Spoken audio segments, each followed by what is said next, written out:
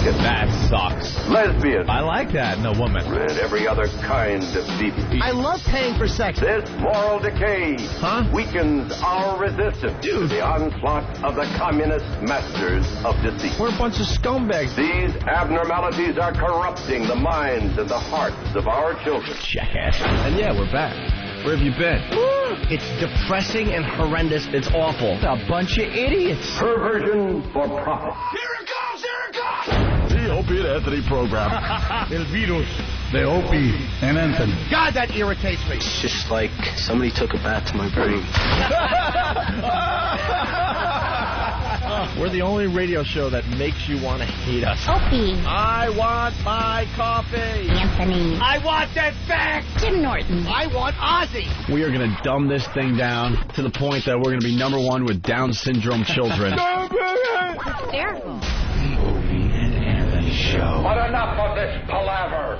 Let's get the show on the road.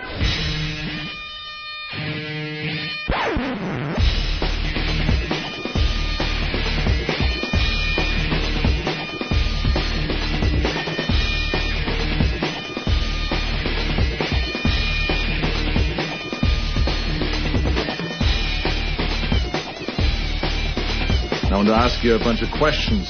I want to have them answered immediately. Okay, terrific.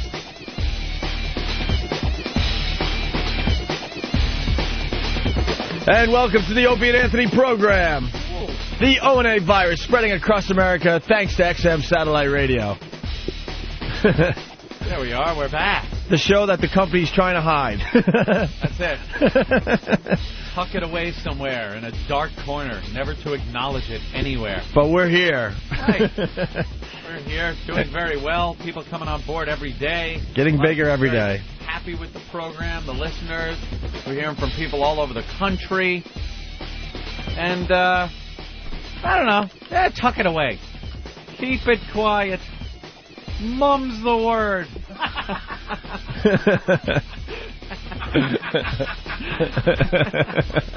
Unbelievable. Just keep it on the QT. Opie and Anthony on XM. Keep it under your hat. Keep it under your hat. Mum's the word. Mum's the word. Ixnay on the oh yay, ay yay. That's kind of disheartening, I gotta be honest with you. A little bit.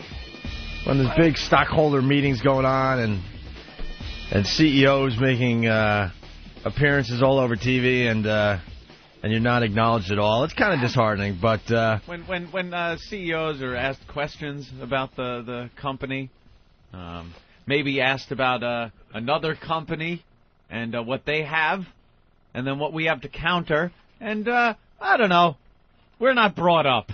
Not even a mention. It's like a comparison thing, you know. If one company has something, you know, if you know, you have the Twinkie, and you want to combat the Twinkie, if you're Little Debbie, you say, you know, the cream-filled snack cake. You bring that up. We're like the cream-filled snack cake that no one knows about. Bring it up. You don't counter a Twinkie with a Yodel. You don't say, well, we have the Yodel. That's not a Twinkie. That's like a chocolate cakey creamy swirl. Why not bring up O&A? Another thing you don't counter the Twinkie with is Bob Edwards. Right. We have Bob Edwards. What about Howard Stern? Aha, Bob Edwards. We have him. What are you going to do? We're used to this position. Oh, so man, are we used to this. We're used to working for companies that just don't want us around. So we'll continue doing our job, and we'll be very successful, and then we'll still get no credit. Over the years, I've noticed we tend to hook ourselves up with companies that would rather not have us around, but through some reason they have to have us around. It's one of those things. Oh boy, well, why don't we just not hire him? No, we have to have him here, because God forbid there's somewhere else. Yeah, we are the show that they hire to keep away from the competition. Keep away from the competition. But then they hire us, and then they're not proud to have us. They don't. Yeah, they're not proud to have us. Is what it is. It's so fucked up. It's amazing. They kind of want us. They like having us because we're not somewhere else, you know, bashing them. But they're not very proud. And boy, if we were somewhere else, would we be bashing? Oh my God! Oh, my God, would we be bashing? Yeah, well, what are you going to do? Room full of awful piranhas. Whoever the fucking logo is behind us, that's who we love. God. Our loyalty stinks. Well, no one has loyalty to us. Nope. No, I know. You know? It's so funny. They want us down in Washington once a month, and then we go down there. And I was walking around going, why are we here? Management fled the compound. Why are we here? We didn't take one meeting. No. Thank God. You know, a lot of the guys in big positions down there, they all had excuses why they couldn't meet with us. Mm-hmm. So I'm sitting there going, well, couldn't we have just done this in New York, our radio show? Yes. I mean, logically, I think we go down to Washington, D.C. to kind of connect with the people down there, right? Mm-hmm. Maybe take a few meetings. Not a lot, because Anthony hates that. I hate it. Maybe get some FaceTime. We got absolutely no FaceTime. No one cared we were there. So then I'm thinking, well, why are we bothering even going down there? I was out like 11, 10 on a daily basis. We get done, boom, out. I don't know. I just don't see the pride in the program that I see, you know, for other programs. It's a situation we're used to, though. We've been here before. And it's conscious. It's not a mistake. All right, well, we're I back agree here in New York City. wholeheartedly. And we have lots to do today on the program. We got to start, though. We're all in the office just kind of hanging out, getting ready for another fine program. I was downstairs. I was walking in. Yeah, you got to see the I thing got to live, see it right? at street level. And why is Anthony's mic off? Yeah, your What? mic is really low today. Why is it low? I don't know. And I got you cranked. Well, who was using the studio during our absence? I have your mic as high as it could be, and you're still low in the mix. Why is Ant's mic off? We could barely hear Anthony. Motherfucker. Come on.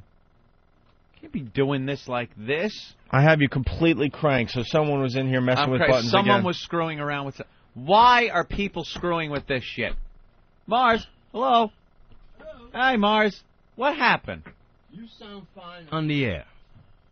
Not according to the listeners. I got two of them. Three. One from San Francisco, one from Jersey. Why is Ant's mic off? Can barely hear Anthony. Yeah, you can't take the guy from San Francisco's word, but you can take the guy from New Jersey's word. The guy in San Francisco has two dicks in his ears. Faggot. I was going to say he's filled with sperm. Hard to hear when you're face first in a comforter. I don't know. Now I'm cranked all the way up. Yeah, well, I can't get you any higher in the mix. So I don't That's know. it. We'll I'll just yell. we'll forge ahead. I don't understand. We leave the studio for a few days and we come back and there's always something. There's always. I noticed right away, so I cranked you all the way up and I can't. Yeah. Look, I can't move you any I know, higher, I'm Anthony. at the top of the board. I will move it higher Top in of a the board, second. T-ye. Get one of Martini Steve's ridiculous knives and I'll get you higher. I'll just, Make the slit for the pot Oh, even yeah. higher and push it up. I'll cut the groove higher for Push you. it all the way to Jimmy. I don't know what that's going to do, but why is Mars walking around with wire? Uh-oh. You scare us when you just walk around with wire. Auto asphyxiate. All right, now Ellis from Philly saying they hear you fine. And I'm getting somebody saying, Ant, I hear you fine, sir. And then Fast Freddy from Jamaica Station, can't hear Jimmy at all. Well, he hasn't talked yet. Jimmy hasn't really been talking. Jimmy's tired. He's moving into his new place today, so he's not going to talk much Oh, today. it's moving day. It is. Isn't that cute? I've been in and out of my apartment every night, riding to the other place, bringing stuff, just to cut down on what the movers can Little possibly Saturn damage. fulls Yes. of stuff. How much can you haul in that, though? Not a lot. No? But No, you have it's- furniture you have to bring. Which they'll do today. Bedroom set? No. A bed and two awful pieces of, beige furniture. That's it? Nah, You yeah, don't have a couple big of things. dresser? No, I sold, by the way, thank you to the gentleman who bought all my stuff. He came Friday, picked it all up. TV, both couches, and the table. Yeah, Jimmy had an online garage sale. Yeah, huh? And this strapping buck showed up. Oh. And I didn't even have, I'm such white trash, I didn't even have the TV booklet for him. Here's the remote, stupid, figure it out. Figure it out yourself. Yeah, You on don't and save off. all the literature. I found it, though, so if he's listening, I got it for you. But that was, so I just kind of spent the weekend going back and forth, just doing all this stuff. Was he a fan of the program? I don't know, except he asked me to sign the TV. Yeah, So that I'm would say assuming that he was- fan. I yeah. think he was a that's fan. going to be on eBay. Yeah, he's going to make his money back and then some. I only hope to God he gets less than he paid for. You know how happy that made me if my signature crashed it? Like $350 for it. That'll be on eBay with your signature proving it was yours. That's fine. And the And guy's now you going have to get a new TV? Yeah. Ooh. I got a buddy of mine help me, because I'm looking at plasmas now, but then I hear that they're not good, that they burn out in 6 years if you leave it paused for more than 30 seconds. I'm just Yeah, panicking. they burn. I hear the LCD is the way to go. Yeah. I hear the LCD is the way to go. But they're too I can't afford the LCD. I looked at an LCD. I'm like, I've been hearing about them too. And I'm like, let me take a look and see how much that is. Oh, 50-inch, $10,000. Yeah. Oh, that's affordable. You get a good rear projection. You know, it's still just projection, but they make them now where they're amazing. But they're too big, though. Aren't they too big in the back? Yeah, they're bigger in the back, you know, than the flat screen or that. Is that why you sold your other TV? It was just too big. I love that Too other big? TV. Yeah, it was fantastic, but it was just too large for my place. My new crib, as I call it. Oh, well, crib. You are moving on up. So anyway, we were in the back office and getting ready for the show, and all of a sudden Mars, I think, runs in and goes, "You guys want to see a fight?" So, of course, everyone just jumps up and runs to the windows. We're, like, on the 5th floor here. And Yeah. we're peering out the window and looking to our right. And I didn't get to see much of it, so whoever saw a lot of the fight has to come in here and help us out with I this. saw the whole thing. Actually, Anthony saw the whole Jesus thing. Christ. I forgot. You just said that. I'm sorry. You were I was walking right there. You were walking down the sidewalk when it all went down, but basically 2 cabbies went at it, right? Ooh, Yeah, I good. was. I'm walking down the street. I hear a ruckus, a scuffle, some voices. It was two black gentlemen. They seem to be African, yelling at each other, and 2 cabs are parked on the side of the road. So I put 2 and 2 together and figure they're the cabbies, and they're yelling at each other, and very close to each other. One guy's jacket, he throws it on the ground, and they start swinging. They just start swinging at each other. Roundhouse punches. Some of the worst fighting I've ever seen in my life. No structure to it at all. These winding roundhouses that are missing completely. Maybe hitting off the shoulder, not one face shot. Like, you see a good fight, and it's they're usually pretty quick. One guy gets that face shot in, the guy goes down, you bam, bam, bam a couple of times, and you're off and running. These two both seemed like they really didn't want to commit to the fight. It was like I was watching Hotel Rwanda. I was waiting for the machetes to come out. Looked like Hutu and Tutsi fighting on the streets of New York. But really didn't want to commit to the brawl. And one of the guys, the one who wanted to commit even less, kept going back to his vehicle. They're yelling. They're going back to the vehicle. What was the fight over? Affair, obviously? Or did one cut off another guy? Idiots probably cut each other off, something. Yeah, cabbies, they're animals. And the one guy, even though he went back to his car, the other guy walks back to the car and opens the guy's door and just starts yelling at him in some African tongue. And the guy he was staying in his car, kind of trying to shut the door and end the whole thing. And then finally he just lost his mind and back out, pushes the other guy, and starts punching again. And again, just lame punches. We were waiting for the money shot. I'm standing there with Master Poe on the sidewalk, and he's just like, "Oh, the guy doesn't even have a good jab." You know, he's definitely critiquing the fight. Didn't have a good jab. You see the way he's standing with his shoulders aren't the right way. I'm like, yeah. Of I course. agree. Of course the shoulders are all Of wrong. course, I can see that, Poe. But you didn't have to tell me. nothing. It was more yelling and just bad punches. And I'm figuring they're black guys, so they're probably pretty good at the fight. You know, I watch them boxing. 2 black guys going at it. It's pretty good. Nothing. These guys were the lamest black guys I've ever seen fight, ever, ever, ever. See, from above, it looked like a much better fight because every once in a while, the whole gang would be like, "Oh!" Oh, really? Oh, yeah. Yeah. From above, it looked like the fight was really good, and some of those punches were connecting. Wasn't doing it. Because anytime you watch that fight, there's that moment where someone starts winning, where one guy gets that punch in and it's over, Johnny. We just weren't getting it with this one. Right. I was a little disappointed. Well, it was a great way to start the morning, though. Oh, yeah. Because we're all just sticking our heads out the window, stretching our necks, trying to get a view. And it looked, like I said, it looked a lot better from above. But it looked good. It just didn't have the payoff. You know, the fight was good. You get to see 2 guys just that hate each other throwing punches. But I was hoping one would land on the face. Right. All cabbie fights you end like a Tarantino film with like 2 guns pulled and they're both dead. Just both fire at the same time. Every cabbie fight should end like Reservoir Dogs. All right, well, moving on to some other things that happened while we were off doing whatever we were doing, Anthony. Mm-hmm. This assault on the media is taking on a life of its own, I got to tell you. A life of its own, and the media is pretty much playing into our hands at this point because they're starting to write articles about it. It's one of the top videos on MSN.com I noticed last night. Oh. The New York Times in the Metro section, I don't know what day this is from. I guess it was over the weekend, maybe Friday or Saturday. Front page of the Metro section, they did a whole column on the assault on the media that went down with Arthur Chien. Yeah.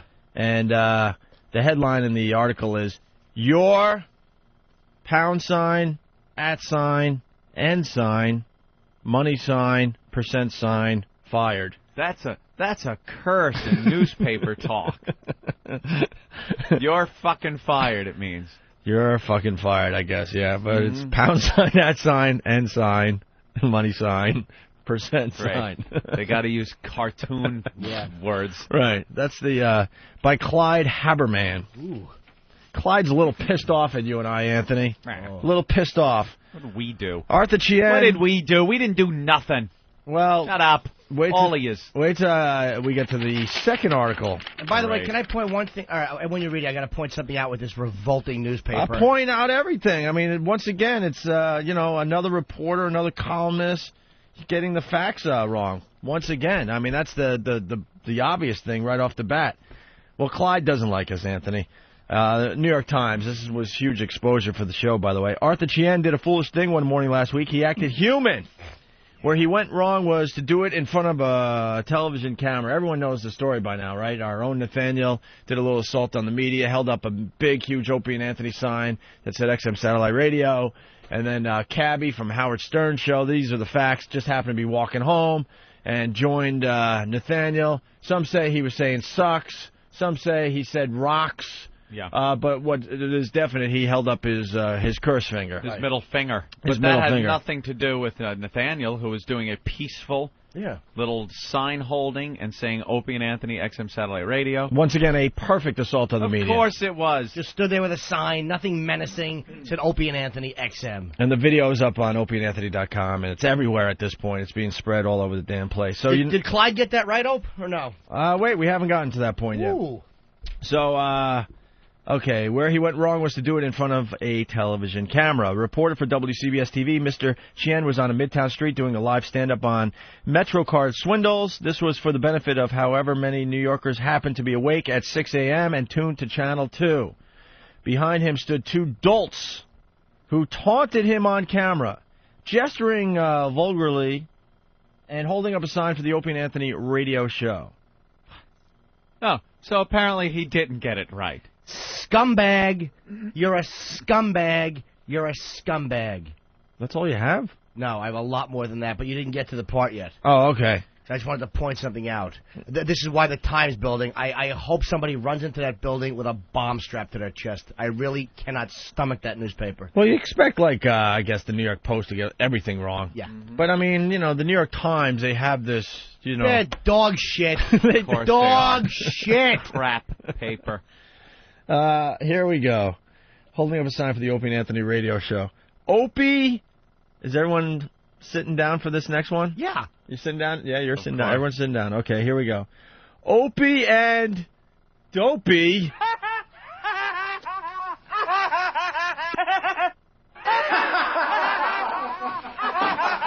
That's terrific. Opie and Dopey. I bet he was so proud typing that one in. Sure was. Opie and Wait a minute. Opie and Dopey. Oh, I'm a genius. Haven't seen that one before. I think you were scooped on that one by the New York Post, my friend, and you're late by a couple of years. Opie and... What rhymes with Opie? Why doesn't this... Opie and Schmopey? Why doesn't this Clyde Haberman call the radio show? He's so brave and He Prince. is a bucket of jism, and this is why I hate this newspaper. What they do is they'll typically Arthur Chien, they'll mention the name, and then what they do is for the rest of the article, Mr. Chien, Mr. Chien. That is the way the Times does things. Yes. And yet, of course it's just one fucking reporter defending another one. We know what you're doing, stupid. When Osama bin Laden is talked about, he is referred to as Mr. bin Laden. Where's Mr. Hughes and Mr. Cumia? This jerk off. Why don't they try to be snide and funny or snide and cutting when talking about a guy that killed 3,000 New Yorkers? How about the chimp with the turban? Why don't you refer to him like that? No, it's Mr. bin Laden. All due respect, sir. Why not potty mouth reporter? Yeah. Mr. Chien. Yeah. He acted human. Did he really? I don't think Janet Jackson acted human when her tit popped out. You didn't see the media defending that. No. You didn't see the media defending that. They're defending one of their own. It's incestuous. Of course Mr. Chien acted human, for Pete's sake. How do you know how he acted? He's Asian. There's no facial expressions whatsoever. Like that. Mr. Norton's racist. Shithead. Mr. Haberman should have 2 balls on his chin. Yeah, he has an open invite to call the program anytime. He won't. He won't. Of course he won't. These faggots. They always hide behind their typewriters. None of them have any moral courage whatsoever. No. None of them can just talk to you man to man. They can't do it. Opie and Dopey, you may recall, are the geniuses who once broadcast a live account of a couple supposedly having sex inside St. Patrick's Cathedral. I like how they always refer to us as geniuses and rocket scientists. Isn't that nice? That kind of makes me feel a little good. Well, I guarantee my IQ's higher than Clyde Haberman. Ooh. Is it Haberman or Haberman? I think if it was Haberman, there would be 2 B's to make it a softer A. Haberman? I would say it's a Haberman. Haberman. Yes. You know what I say? Who cares? I know, but I like to know. Clyde Haberman? Clyde. Hey, Clyde. So that wasn't a tortured childhood? Ugh. Little fruitcake wearing a fucking suit jacket when he was 6? Opie and Dopey, you may recall, are the geniuses who once broadcast a live account of a couple supposedly having sex inside St. Patrick's Cathedral. They're still around. Heaven save us on satellite radio. Thank you. Their idea of fun now includes sending dolts to torment hardworking reporters. Shut up. You and first of fucker. all, it's not sending dolts to torment hardworking reporters. It's people, whoever the hell wants to do it, hold up a sign behind a reporter. Just like is done every day, you ass. Every day when there's a live shot somewhere in this country, people are holding up signs. How many times are reporters fired a day for saying fuck? Huh? 1 in the past couple of weeks? What? This happens all the time. We're not telling people to taunt the reporter. Get our name behind the reporter. Make a sign that says Opie and Anthony, XM Satellite Radio, and hold it behind the reporter. There you go. Oh, whoa, that's crazy. You're tormenting the reporter. He's going to act human and curse and get fired. The guy had no self-control. Just the fact that these scumbags cannot self-analyze enough or cannot have the honesty to just say, this guy really fucked up, and stop putting the asterisk, he was acting human. We know that. We want attention. Isn't that human, too? There you go. Shithead. This is a quest for attention for us, a way to get our name out there where people see it and recognize it, know where we are, subscribe to the service, listen to our program. And then that's eventually, what we're doing. The CEO of the company will acknowledge us. Well, We're just looking for his love. Just looking for Daddy's love. And Fred Reynolds, by the way, who's the president of Viacom Television, said that he thinks that Mr. Chien... Wait, we're getting there, man. Okay, There's a lot more to have fun with here, little Jimmy. Okay. Mr. Chien, acting human, lost his cool after finishing his report. He turned to his harassers and yelled something on the order of, "What is your problem, man?" You left a word out there. That last sentence is sanitized here. The reporter's outburst included a well-worn expletive, one of the 7 dirty words deemed no-nos by the FCC. You hear it on New York streets only, 3 dozen times a day. That was Mr. Chien's foolish thing. He thought he was off the air, he says, but he knew right away that he had gone too far. He knew he was still on the air. He couldn't take it. Yep. When he went back live moments later, he apologized, but to no avail. Before the morning was out, CBS had fired him. No question he behaved poorly. Mr. Chien said the other day, "I'm a professional and I know I'm not supposed to use those words," he said. "I thought the station had switched to tape, but I'm not making any excuses. I should have known better." Still under the circumstances, was his sin so great that he deserved a career beheading? Yeah, well, how about us, you asshole? We're stupid shock jocks, and 2 years ago we did something that got us thrown off the air. And was that worth actually getting thrown off the air? No description of sex was given on our show at St. Pat's. Forget about what you read in the paper, what you've read in the paper. What you've written in the paper. What you've written in the paper. There was no sex description on live radio. Didn't happen. Did not happen. No sex description, no graphic description of a sex act happening at St. Pat's. It did not happen. We never broadcast that, but every article has us broadcasting sex from St. Pat's. Why? Because your reporters are fucking douchebags. I felt bad for 5 minutes for this guy getting fired. I did, until I started reading the articles from this collection of ass-fuck reporters. Now, I don't care. I hope our listeners go out there and get 20 more of you fuckheads fired. I could care less. You're all liars. You're all hypocrites. You're all douchebags. Yeah, thank you. You are completely correct. I don't think a politician used those words, but... Ich bin ein reporter, and I'm a douchebag. I think by the end of this decade, we should fire all reporters and do the other things. What other things was he talking about? I don't know. Go to the moon and do the other things. And I can't remember. Fuck beautiful women. Mr. Chien, 36. My brain fucking and wear a hat in Dallas. Okay. Wear a hat. Wear a bulletproof hat. Mr. Chien, 36, does not believe so. I definitely deserved disciplinary action, he said. I wasn't expecting to be fired. Some of his colleagues were dismayed. So were people whom he covered for Channel 2, and before that for NY1 News. Mr. Chien, a respected reporter, specialized in transportation news. Hey, there you go.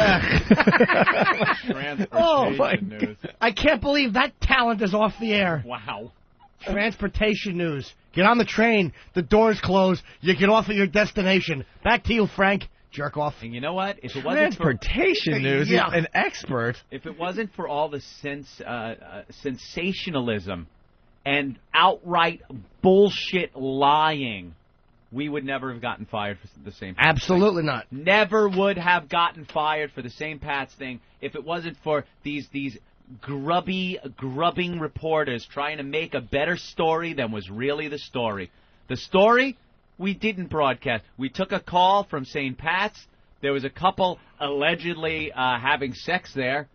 And the actual broadcast, what went out over the air, what we got fired for, was nothing. We never reported, we never described sex at St. Pat's. But that's not a good story. Right. So the reporters had to write things like, a blow-by-blow description of pew-rocking sex at St. Pat's was given on their radio show. They lied because they're liars to make good stories, because it's an entertainment business, not news. It's not their primary goal isn't to inform the people. It's to entertain, to titillate, to get ratings and viewers and listeners. That's their job. And when we do the same thing to get people to listen to our show, we're scumbags, because it interferes with them being scumbags and liars. And now one of them is gone. Oh, well, sorry, he blew his cool. He lost it. He used words he wasn't supposed to use on the air. There you go. More than we ever did on radio. Ever. That's right. You guys never said fuck on commercial radio. We know the rules. We know you're not supposed to say that, or you're going to get your ass thrown off. And we're stupid shock jocks, Opie and Dopey. Shock. So, Mr. Chan, a respected reporter specialized in transportation news. Transportation news. Well, there's a coveted gig you really want to hold on to. I could be a specialist, too. I walk to the end of the platform and go, train's coming. I'm an expert now. The train is coming. And if it isn't, turn and say, what's your fucking problem, man? Some of Mr. Chen's allies sense a climate of fear in the FCC's pumped-up campaign against indecency. In parts of the country, television stations have refused to broadcast the film Saving Private Ryan because it shows soldiers at war being, of all things, violent and foul-mouthed. Some stations have rejected Schindler's List for showing naked female prisoners in a Nazi concentration camp being herded to the showers. Never mind that any viewer sexually titillated by that scene probably needs a therapist. Let me interject for a second.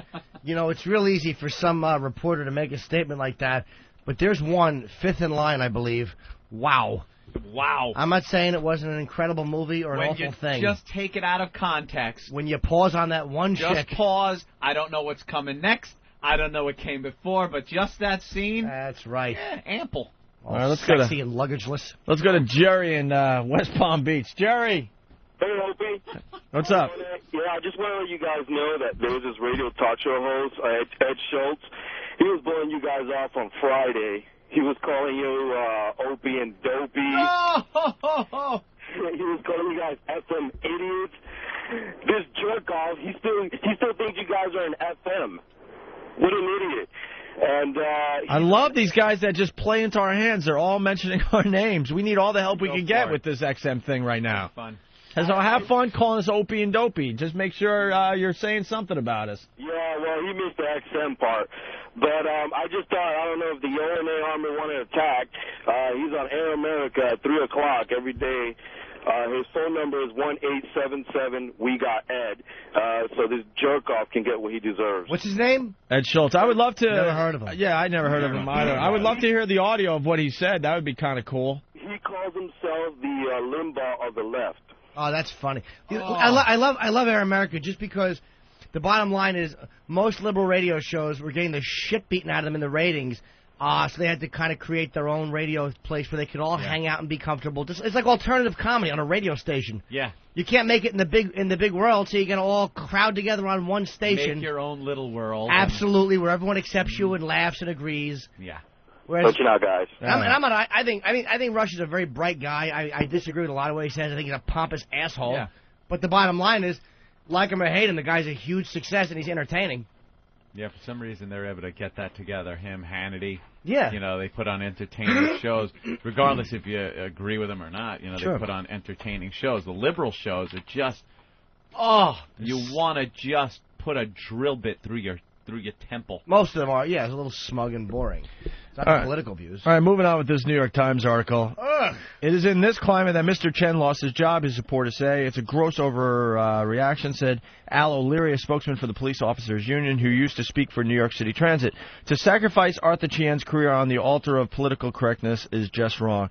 And by the way, I do agree with that. I don't think he should have been fired. I don't think the guy should have been fired. I don't really care that he did, but I don't think he should I have. could give a crap. Well, I don't think that was for political correctness. I think they're misusing it. It wasn't political correctness is when you have like some stupid social sensibility. Well, this is more of a conservative movement. The This FCC is crackdown. Such a fear of the FCC fining them or removing licenses that they are now doing these knee-jerk reactions using this, what I love, the zero tolerance policy, which now everyone has, radio stations, TVs, schools as far as weapons go. After Columbine, all the schools enacted this zero tolerance policy. So now you have kids getting suspended for bringing in things like nail clippers, or if you take a donut and hold it like a gun and shoot it at someone in the cafeteria. The zero tolerance policy, which is insane, forces the teachers and stuff to suspend the kids, and now forces networks to fire people without giving any thought to the context, the reason, why they said it, how it was said.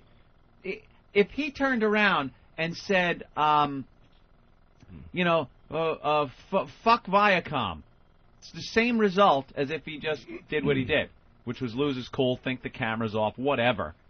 You know, that's the zero tolerance policy, which is ridiculous.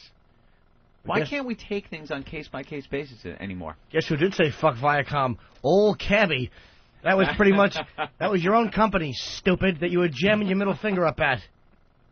That's right. You dope. And can one asshole reporter get that right? No. He's not a member of the Opie and Anthony show. He was not sent by the Opie and Anthony show. He does not like the Opie and Anthony show, according to him. Wow, that's bullshit, Of course it is. Because when he sees us on the street, he kisses our asses. That's like someone bursting into Mohammed Atta's cockpit and maybe flipping him the bird and going, well, there's another terrorist in the cockpit. Look at him. He's flipping off the towers. Good example.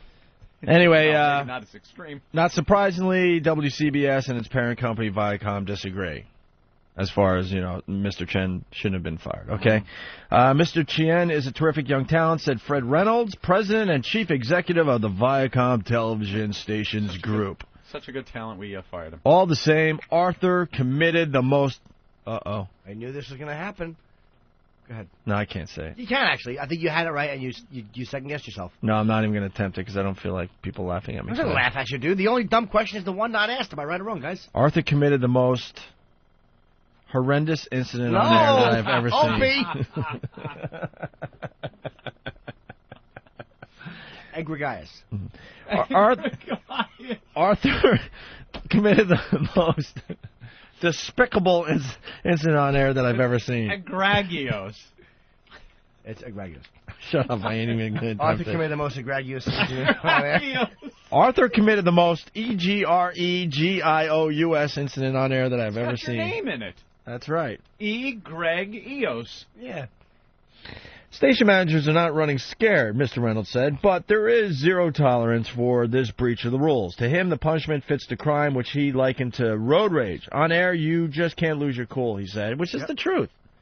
It will probably not surprise you that Opie and Dopey, there it is again, having created this mess, get to keep on broadcasting and to chortle over how they provoked a reporter into erupting.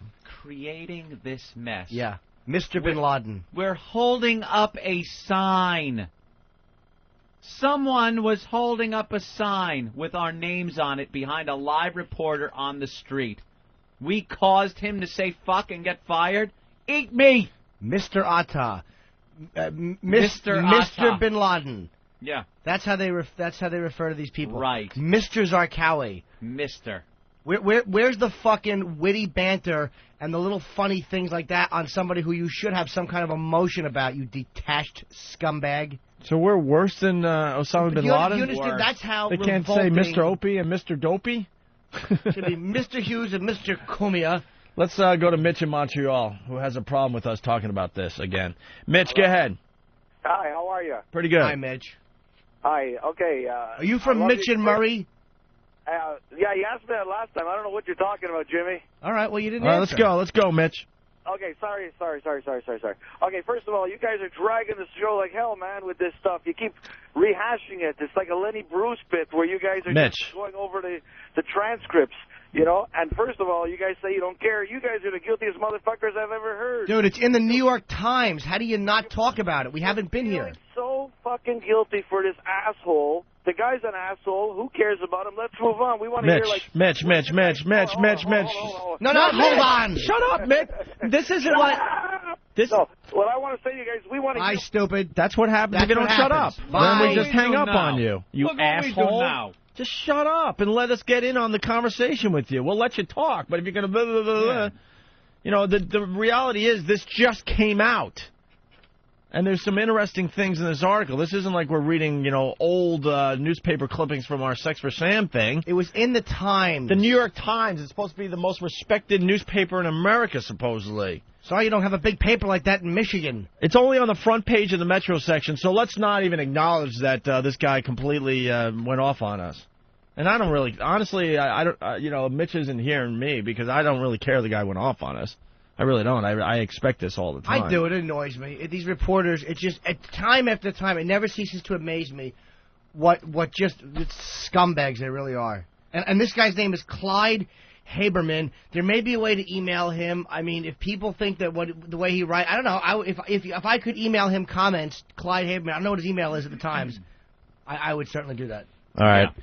And finally, as for Mr. Chien, his focus is on what comes next. He is talented and in all likelihood will land on his feet. He has wanted to be a reporter, he says, since the 5th grade at Public School 59 on the east side of Manhattan, where he grew up, the son of Chinese immigrants. I love what I do, he said. He immediately corrected himself and said, what I did. I love what I did. I love what I do. And he said, I love what I did. What I did. So there you have it. The latest on our assault on the media from the New York Times. Hey. Just a small little newspaper. Whatever. Have fun. Have fun, reporters. Because you know something? We're still going to be out there. Oh, we're coming to get you. The devil. Still going to be out there. Isn't it kind of funny, though, that they didn't defend the Hot 97 crew, who did what they did was very poor taste, but they didn't curse. There was not one FCC violation of that whole song, and not one law broken or anything, and yet the media, where was the empathy for them? Even though what they did was stupid. They acted human. They went for a laugh. And it missed. It was over the line. A group of people, and that group of people went to the press. Yep. The press blew it up, and they got fired. And that's what happened. No rules were broken. No laws were broken. A freedom of speech issue. Sure. Whatever they said. But then the station gets so scared of the negative press that they fired those people. But where's the media defending that? Where's the media that they were clamoring to get them fired? So what I'm saying, why are they not just acting human? They went for a laugh and it was over the line and tasteless and it missed. Well, why? How come he's acting human? Because he's one of you. Yep. Why is that? It's one of their own. God, I wish one of them would have which one of them would have courage as a man to call it and just talk. Nope. They can't do it. All right, let's go to Mitch again. Mitch. Yeah, sorry about that, guys. I was rattling off and I cut you off. It's your turn. Sorry about that. Nah, well, I said what I had to say after we hung up on you. I mean, this is not an old article. This is something that happened 2-3 days ago while we were off the air in the New York Times. It's not a tiny little local paper, Mitch. And Mitch, let me tell you the difference. I know what you're saying about Lenny Bruce. Lenny did lose his mind and did start reading court transcripts. But this is something that's happening. This is a 4-hour radio show. This is not like a 45-minute stand-up set where it's got to be boom, boom, boom, punchline, boom, boom, punchline. This is what we do. This falls in line with what we do. When Lenny was reading transcripts, it went against what he did because he wasn't trying to be funny. This is what we do. We weave in and out of being funny. We talk about what's going on. We try to riff on it.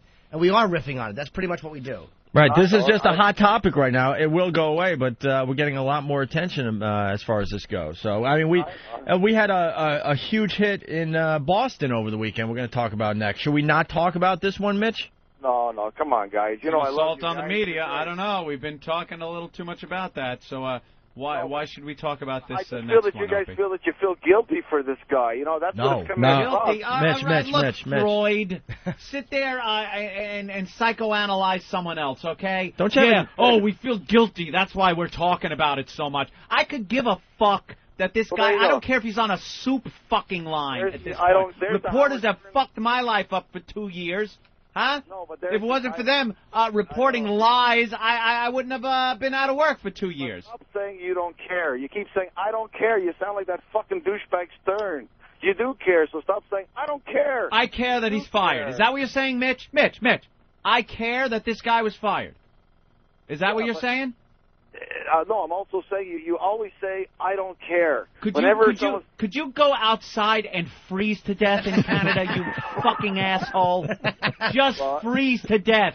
I hate you. Come on, Anthony. Go get your copy of Decades, Neil Young, and listen to that, because we're going to talk about this for a little longer after the break. June 1st. Ooh, what is it, a balmy 12 out in your stupid country? I know, hate but you. I'm trapped here, man. Have some pity Why aren't you at work? Yeah, you warm up the dog sled and go to work. You should feel guilty because you're stealing XM. Satellite thief. I'm thief. Man, I'm paying, and one of our nice, shiny American satellites. That's right. I paid for you guys on premium the whole $2 man. You guys are great. I don't care. I don't care. My troops don't go over. I don't care. What is Canada launching a hockey puck next year? Putting it in orbit? Their first rocket? Have you guys launched a rocket? Hey, Canada. You want to hear something? Hey, Canada. Shut up, Mitch. Have you launched a rocket yet? You mean one of those things that flies up in the sky? Yeah, have you done anything with the space program and launched your own rocket? Do you have like a launch pad up there? We're still working on snowmobiles. That's our newest Mitch, thing. could you give your address out over the air? Because a lot of people want to drive all the way up to Montreal just to punch you in the face. I swear to God. There's a guy in West Palm Beach who's like, please give me his address. I won't even fly. I'll drive all the way there just to punch him in the face. Can I just tell you something about Canada and satellite radio? Yeah, you just sound annoying, man. What, Mitch? Go ahead, Mitch. I'm with you, Mitch. I am an annoying guy, but let me tell you something about Canada and satellite radio. I was just looking with a friend of mine who's in communications, and we were just wondering, can XM be brought to Canada? This was our big thing. and we started doing a search on it, and Canada bans XM or any kind of transmission from satellite because they're going on an old European system where they're broadcasting digital radio from satellite, from towers.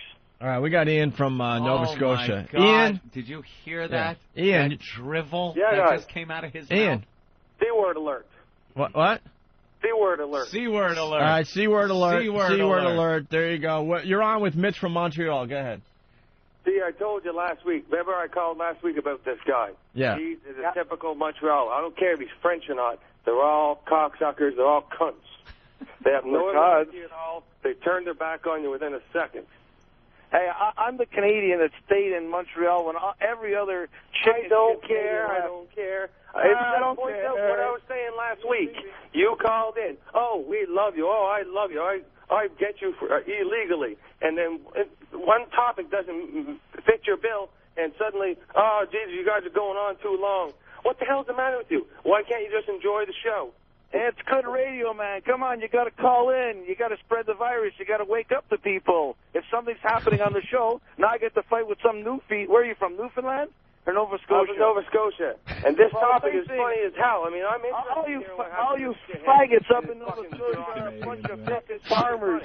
And you fucking Nova Scotian. You're supposed to be Canadian. They ask you a direct question about what Canadians have donated to. This is why we don't need a fence or a moat or an army on the north border of the United States of America. They just hate each other. No, I'm just saying they sound so wimpy. Yeah.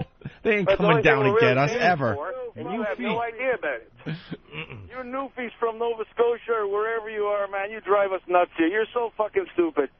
Oh, yeah. That sounds pretty intelligent. What a Yeah. fucking dude. Yeah, you're full of fucking cheese. Geography, do you?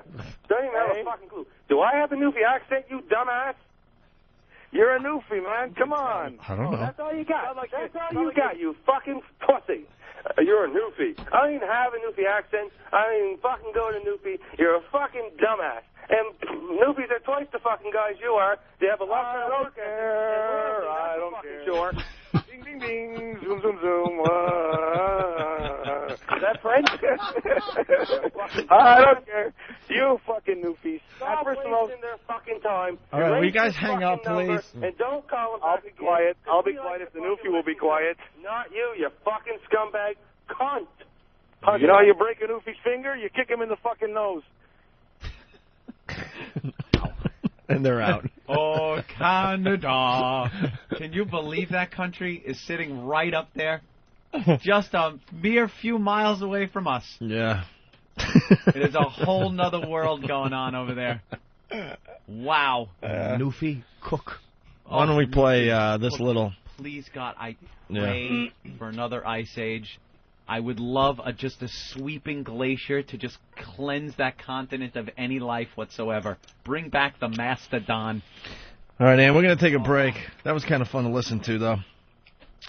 Can you tell the difference between those accents, by the way? No, not at all. Shut up, you newfie. You sound like a hoser. When we come back, Anthony, the headline reads, Perils of Live TV from the Boston Herald. Yeah, I heard about this one. This one is really ugly. Heard about this one. The Enola Gay took off and... This one's really ugly. and dropped the big one. I guarantee Mitch will be listening no matter we're what. Chortling. We'll go to break with this. Times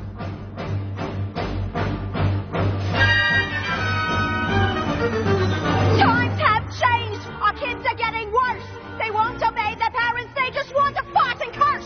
Should we blame the government or blame society? Or should we blame the images on TV? No, blame Canada. Blame Canada. With all their beady little eyes and flapping heads so full of lies. Blame Canada. Blame Canada. We need to form a full assault. Don't blame me for my son Stan. He saw the darn cartoon and now he's off to join the clan. And my boy Eric once had my picture on his shelf, but now when I see him, it tells me to fuck myself. Well, blame Canada. Blame Canada. It seems that everything's gone wrong since Canada came along. Blame Canada. Blame Canada. They're not even a real country anyway. My son could have been a doctor or a lawyer, rich and true. Instead, he burned up like a piggy on a barbecue. Should we blame the matches? Should we blame the fire? Or the doctors who allowed it to expire? Heck no! Blame Canada! Blame Canada! With all the hockey hung on the low, and that bitch Anne Murray too. Blame Canada! Shame on Canada! Oh, this is mom must stop the trash, we'll dash the laughter and fuss, must all be as up, we must win and then cause a fuss before somebody thinks of blaming us.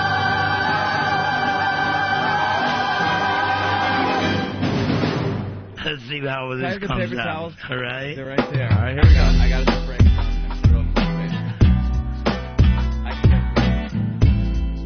Oh, this is nice. This is a story about a man. And he always was so lonely at night. But his voice was rowdy. You could hear it all through this train station. And I'm going to sing this one. This is about Tippy Toe Tommy. Let's go while we're young. It's late at night. And I have nowhere to go.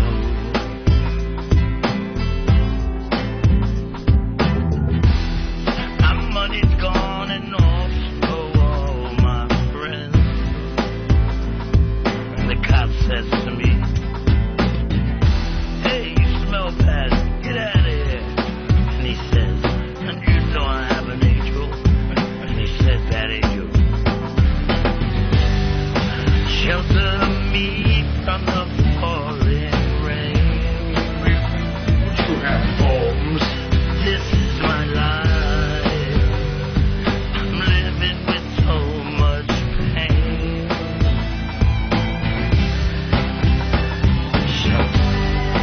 Shelter me from the pouring rain.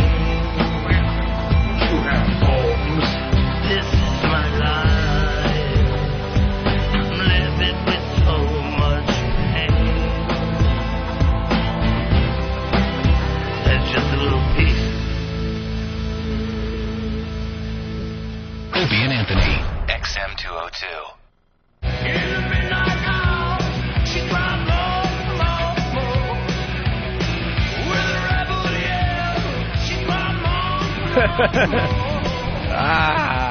Fat idiot with rosacea. He's coming in today, right? Yeah.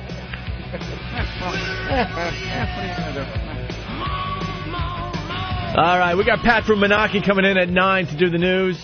And we just found out that, he's in the finals of the Nathan's hot dog eating contest? Oh, Opie, this is a national event. People around the country know of this thing. Nathan's, of course, the famous Nathan's on Coney Island, has a hot dog eating contest every year. And our own Pat from Menaki is qualified, and he's going to be in it. I guess he won the qualifying match in Philly. He outdid all those Philly people, I guess. And now he's going to Coney. He's going to be in the hot dog eating contest. Yeah, we'll get the details at 9 o'clock when he comes in, but basically, that's going to be another assault on the media, I do believe. Could cost him another toe. Well, there you have it. Oh, tow truck, man.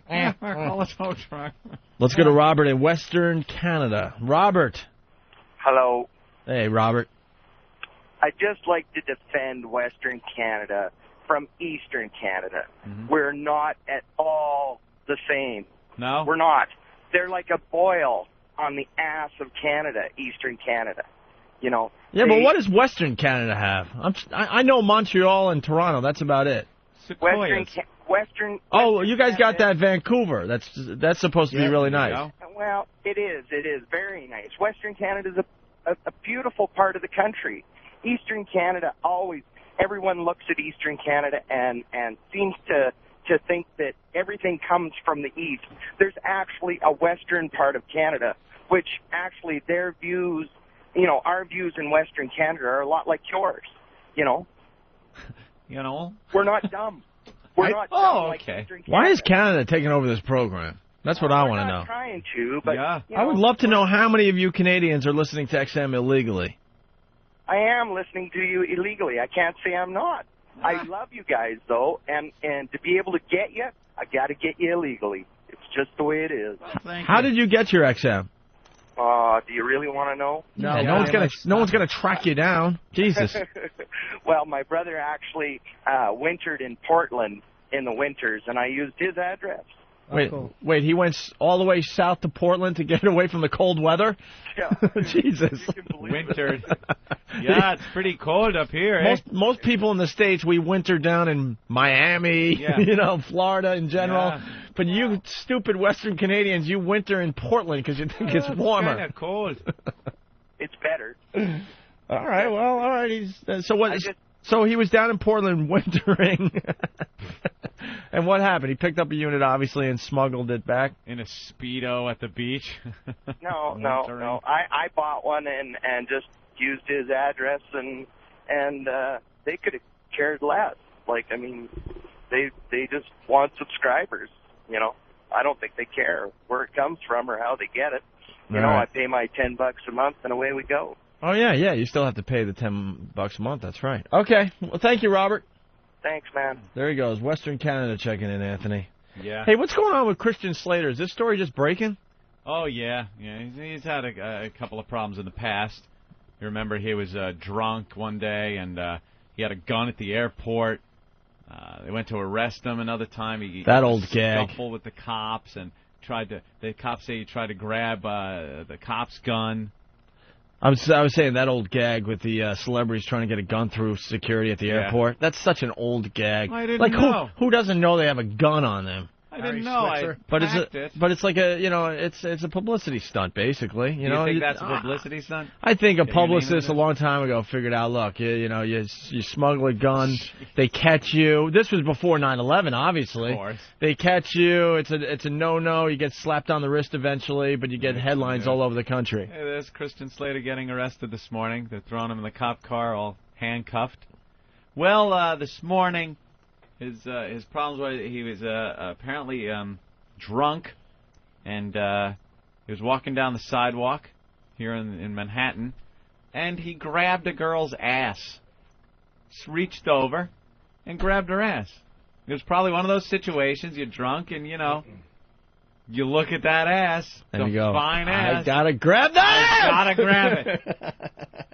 Look, the perf switch went off on Christian Slater? Christian Slater. The switch, it happens to us. We walk down the street and you look and go, that's a great ass. I wonder what that ass feels like. But most of us never will know. You undress her with your mind, perhaps. Sure. You fantasize, but you don't grab the ass. He was probably doing the same thing. That's a fine ass on that girl. I wonder what that looks like without any dress on it, or maybe the panties down. I need the ass! I gotta grab it! And before he knew it, his hand's on the ass.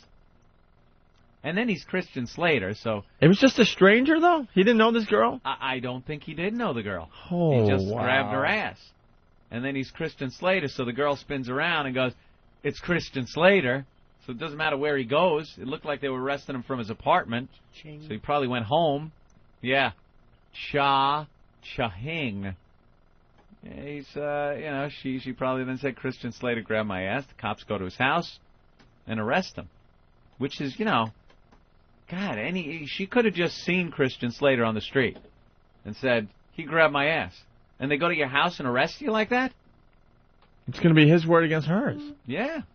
Well, according to Clyde Haberman and the rest of these reporters' mentality, I think that she should be in trouble for provoking that situation. Right. If she didn't walk with that delicious hiney, nobody would have been hard-pressed to grab He it. wouldn't have grabbed her ass if she had a horrible ass or it kept it covered up. I think it's a compliment when you grab an ass like that, Anthony. Yeah. You're not grabbing the hot, the fat asses. Uh-huh.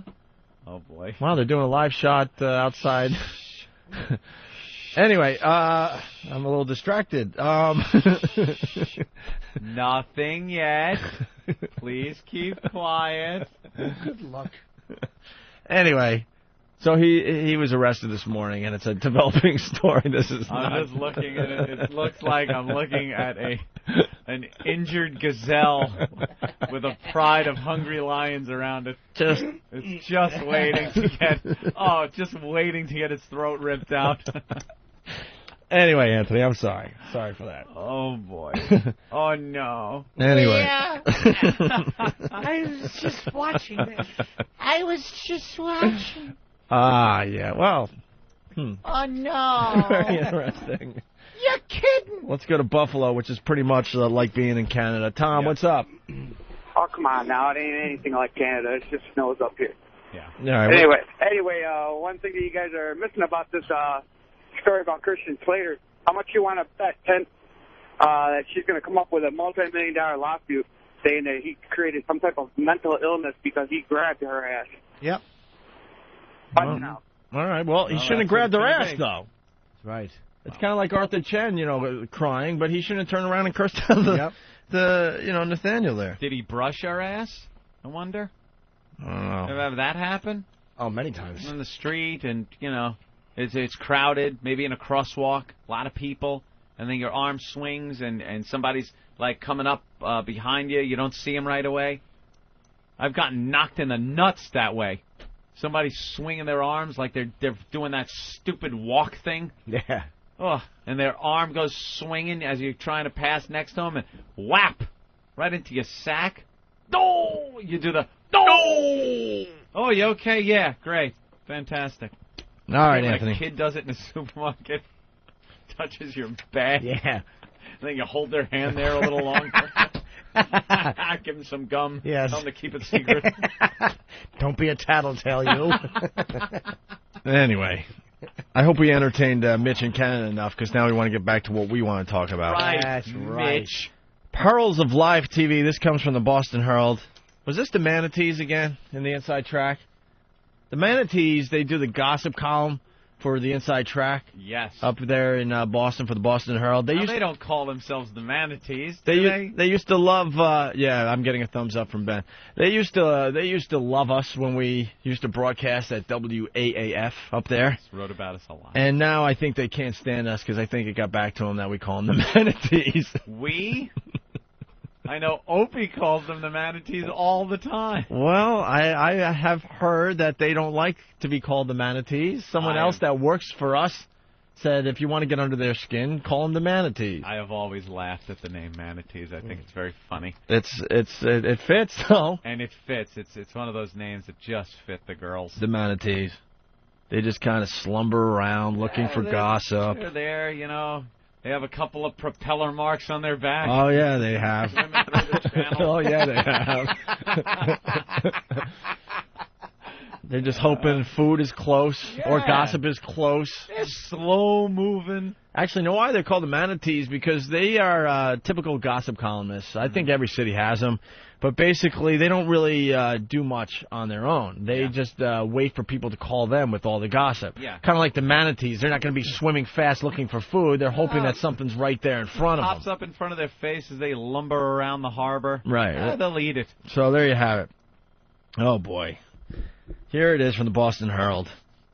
Finally, we hear that the suits at Fox 25 were all lathered up yesterday after a sign. Lathered up. I know. Sorry. Let me start over. Finally, we hear that the suits at Fox 25 were all lathered up yesterday after a sign-toting stuntman reportedly fronting for satellite shock jocks Opie and Anthony ran into a Channel 25 live shot holding a sign with a very nasty word on it.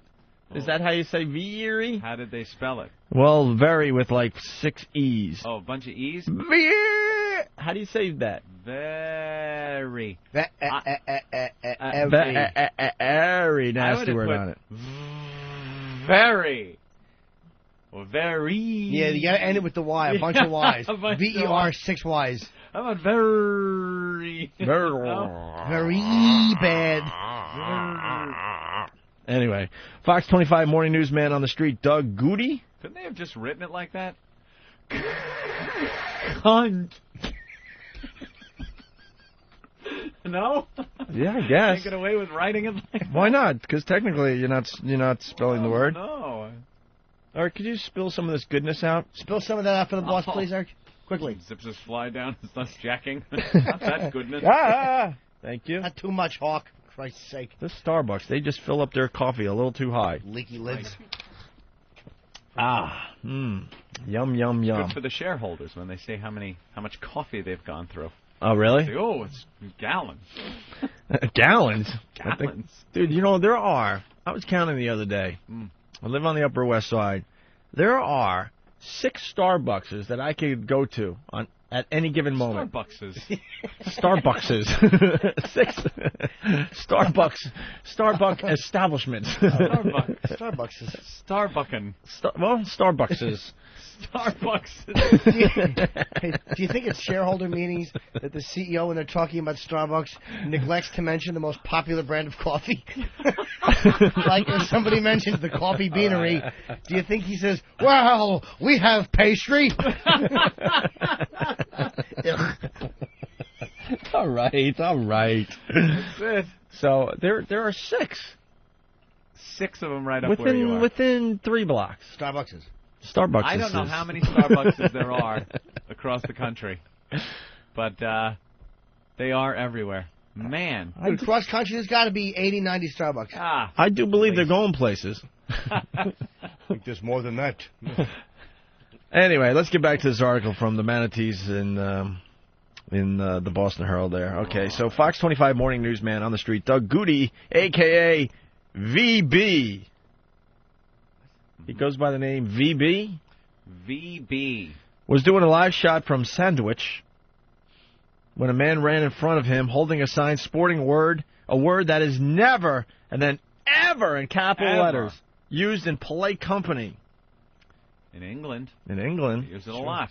That's right. It was the C word, what we like to refer to as the atomic bomb. It is just the atom bomb. There's nothing bigger than that as far as a word on television goes. No. You just drop that, you're forgetting every other option there is. You've been through all the other words. That's it. Doesn't get any higher. Unless you put something like your mother's above it. And then face after it. Oh, this guy has the proper Starbucks pronunciation. Yo. Mike in New York, what's up? Yeah, I just wanted to say the proper pronunciation is Starboxing. Starboxing. It's Starboxing. Moosin. Oh, that's very funny, Mike. I have a lot of moosin. I started boxing. Starbuckses. I like In the woodsin. I like Starbuckses. In the wooden is it? Well, there are a lot of them. Thank you, Mike. All right, take care. That's very funny. Okay, so holding a sign sporting a word that is never, ever used in polite company. No. It was on the air for several seconds, said one viewer. It was on a black sign with white letters, plain as day. Our fucking pests. Oh, you sick bastard. The pests have taken over this radio show. We don't even control it anymore. We just sit here and hang now. That is awful. I've been just watching the news. Wait a minute. Wait, did that say? Honey, your name's on TV.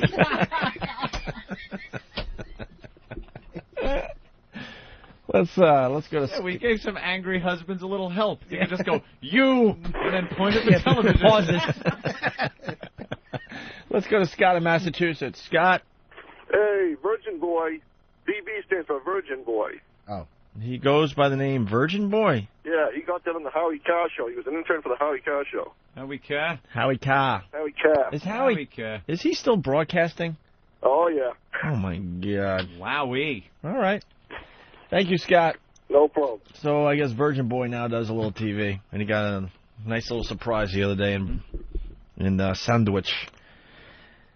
It was on the air for several seconds, said one viewer. It was on a black sign with white letters, plain as day. Tomorrow we'll have sandwiches.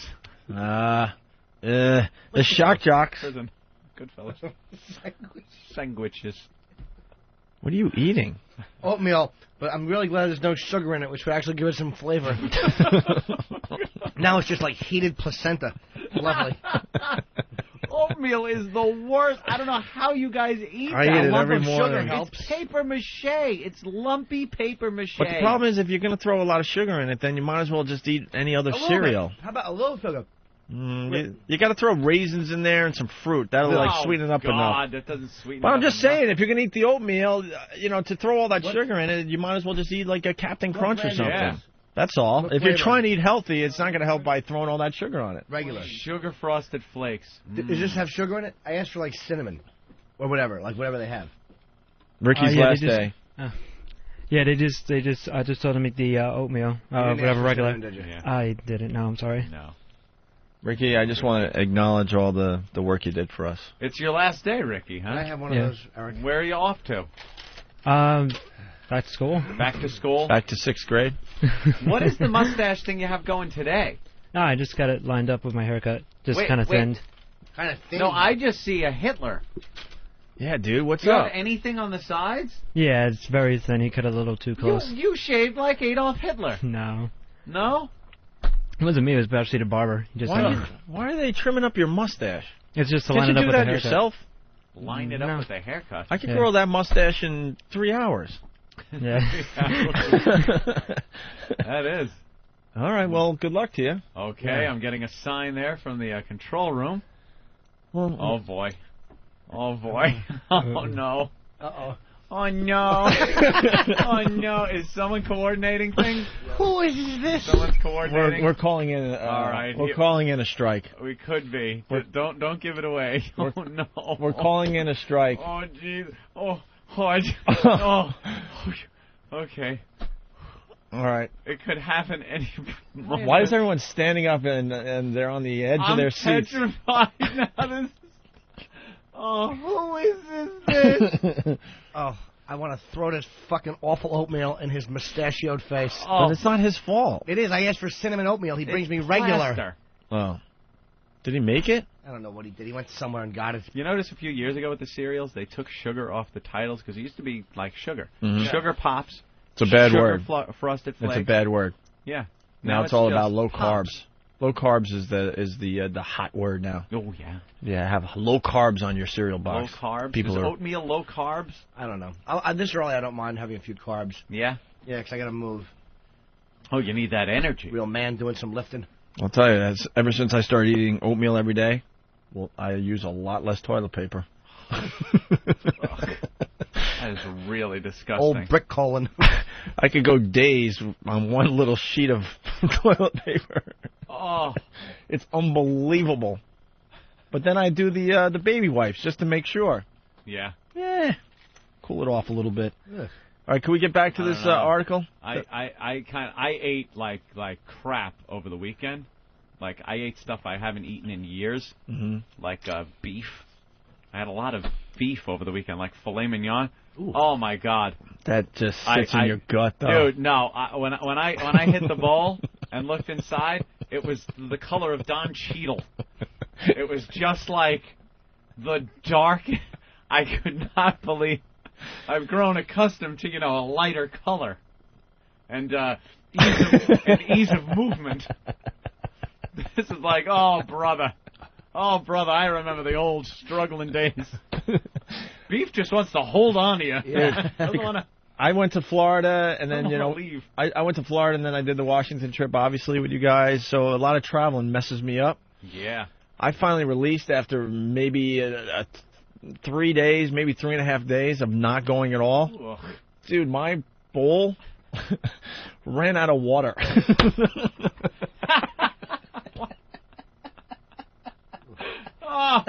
And now I understand why the water is key to any toilet bowl. Because the smell that will come out of that toilet bowl when it's out of the water. What happened? Yeah. Oh, nothing. It's the sound clip. Oh, okay. But I ran out of water. It was the biggest pile I've ever seen. The water. That is really disgusting. No joke. All right, anyway, let's get back to this, Anthony, okay? Like ease of movement, laying rope. God, we never get anything done. It was on the air for several seconds, said one viewer. It was on a black sign with white letters, plain as day. Mm-hmm. The shock jocks who were fired from WNEW in New York after they urged a couple to have sex in St. Patrick's Cathedral landed on XM satellite radio, which is free from FCC-mandated obscenity standards. Yeah. Their latest campaign, a so-called assault on the media, has already claimed one victim, former Channel 25 reporter Arthur Chien. Arthur used to work for this... Oh, he used to work there. I was going to say, former... He used to work at this Channel 25 that just got hit over the weekend. Okay. Oh. Well, give him his job back. Chien was fired last week after O&A minions interrupted a live shot he was doing for CBS 2 in the Big Apple. The radio idiots Well, I never. Idiots? The radio idiots were waving a poster.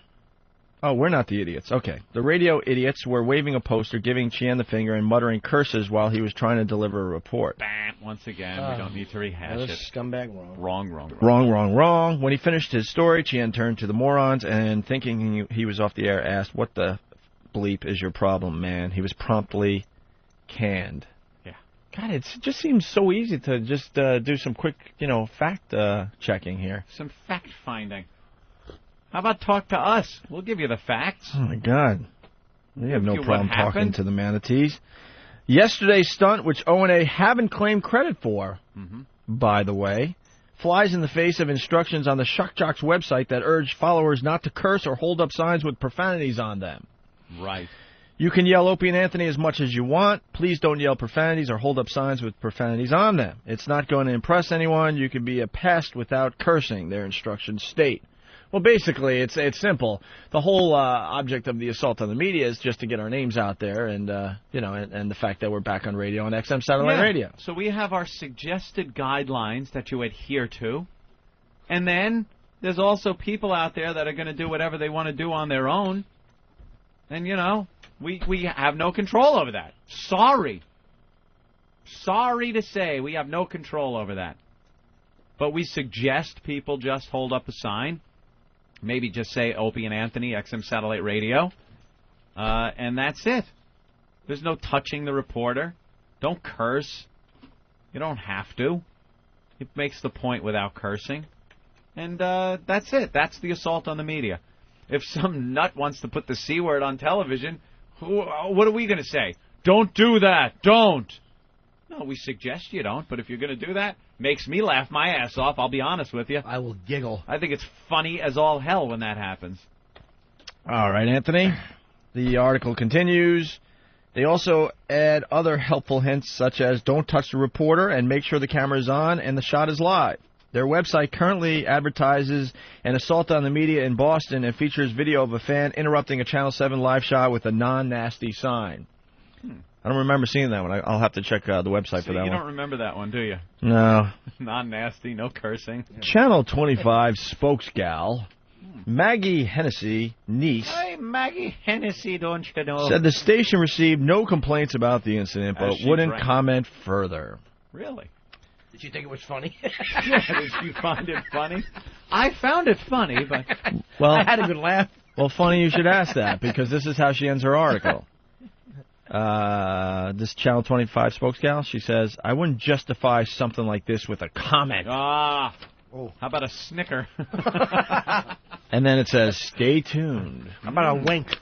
Yes. All right, we got the psychopath that did this on the phone right now.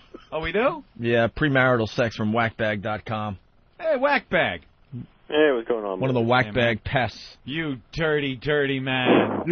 You potty sign. You're potty sign. Dude, what was the sign? When did you make it? I believe I made it Wednesday night. So Wednesday night you crafted the sign?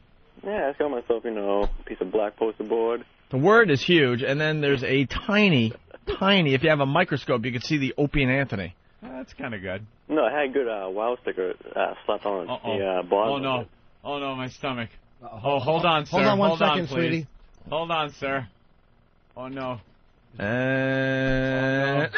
Oh, Jesus. Run. Get in there. Get in there, Get in there. Get in there, you dope. Where is he? Son of a... Oh, there he is. No, get in there. Get in front of him. The camera keeps moving. The camera keeps moving. Oh, no. Come on, get in there. Hold on, we have someone. He's jumping in on a. Oh, boy, the camera moved. The camera moved. The reporter looked over like, what the hell's going on? Wow, there was a whole, there's a whole... Oh, poor Danny. Oh, God. He had a hard time. Danny had a really tough time. I think we saw Anthony. And Infamy? Like THY, I think we saw. Wait a minute. What? Huh? Oh, I thought they were going back somewhere else. No. Oh, man, he had a hard time getting that sign in there. How did he get thrown all the way to the back? I don't know. He was getting moved and pushed all over the place. Can we get him on the phone? You look like a Jane Goodall documentary. Everyone is throwing their hands in the air around here, like, oh man. I think they were doing a story on unemployment, and then he was in the back of that crowd. Birthday shout-outs. All right.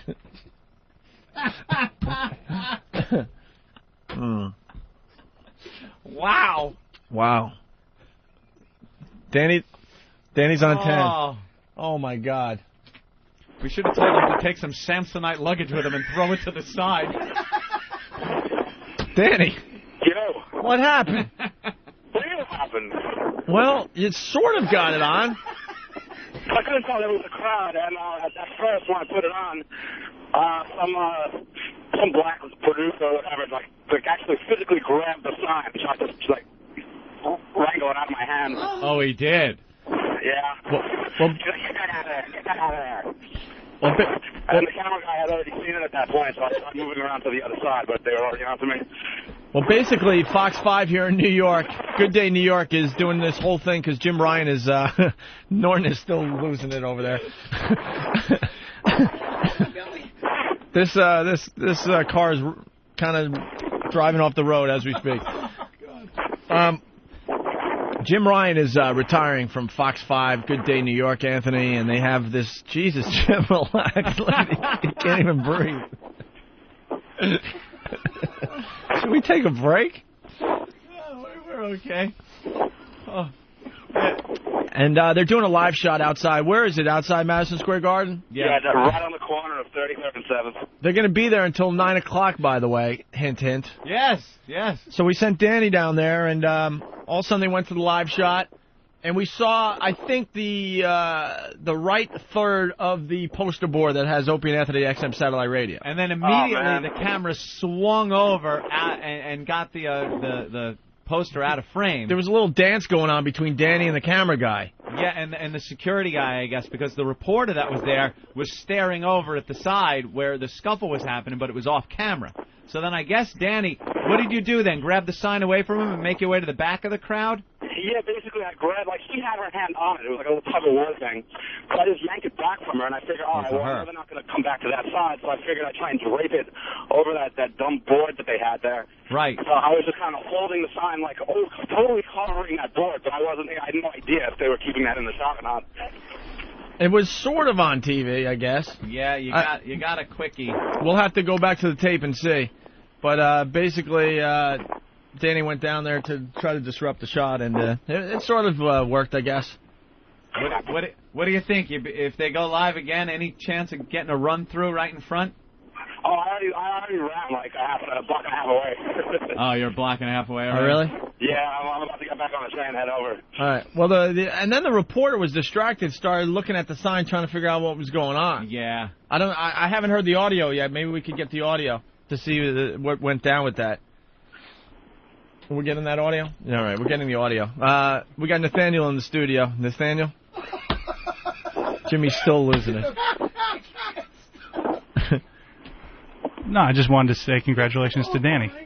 All right. For a big home run. Oh, there you go. Thank you, mister. Almost saw at least 60% of the sign there. What a scumbag. Wow. Hey. The guy's in the trenches. Take the rest of the minute off, Danny. You've deserved it. Thanks. All right, Danny, thank you. I want to hear the audio, because the reporter was saying something like, what the hell is that?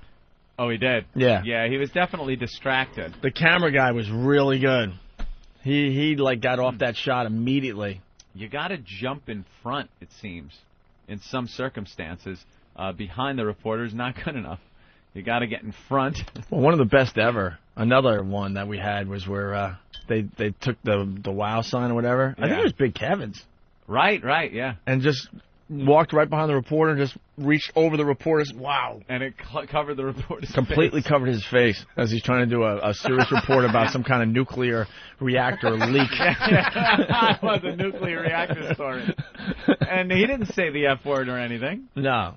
And he didn't touch a reporter, so all right. Yeah. Where were we? Oh, we were talking to premarital sex from whackbag.com. Yeah. All right, buddy. So you went out to Sandwich? Yes, sir. Did you fall asleep? Are you drunk? A little bit. I'm getting reports from other people on Whackbag. This is from Jesus. Who Is This? From Whackbag. Says, PMS has been posting drunk since yesterday. You should be able to get some good radio out of him. Oh, really? What, you've been drinking? Well, he's been celebrating, right? Celebrating, yeah, whatever.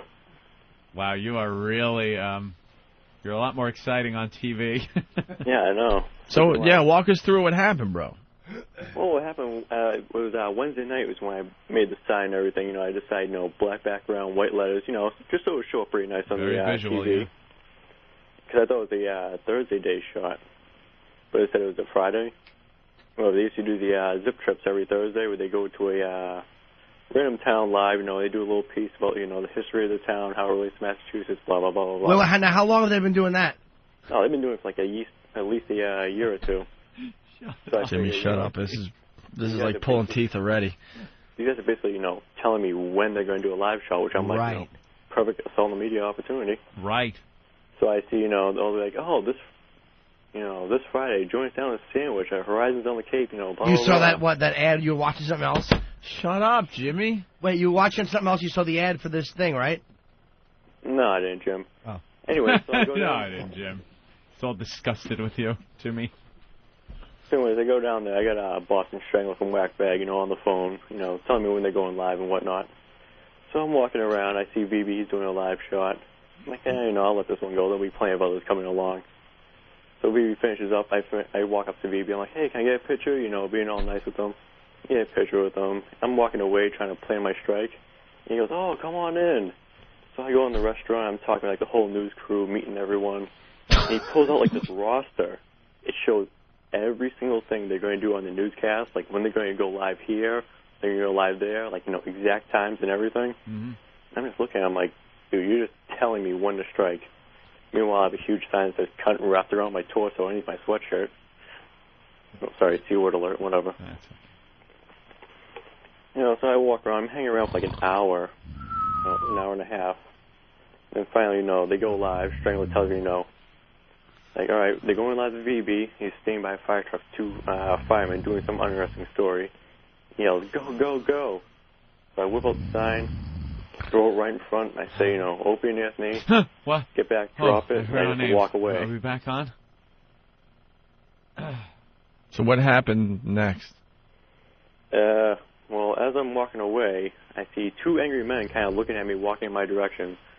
So I start taking off, thinking, What? All right. So I take off in the woods. I got like 3 or 4 guys chasing me down the street. Whatever.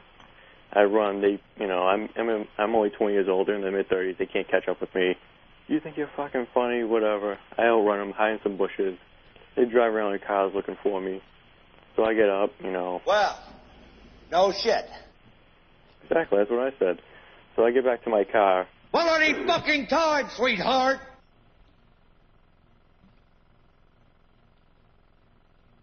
Well, we're waiting.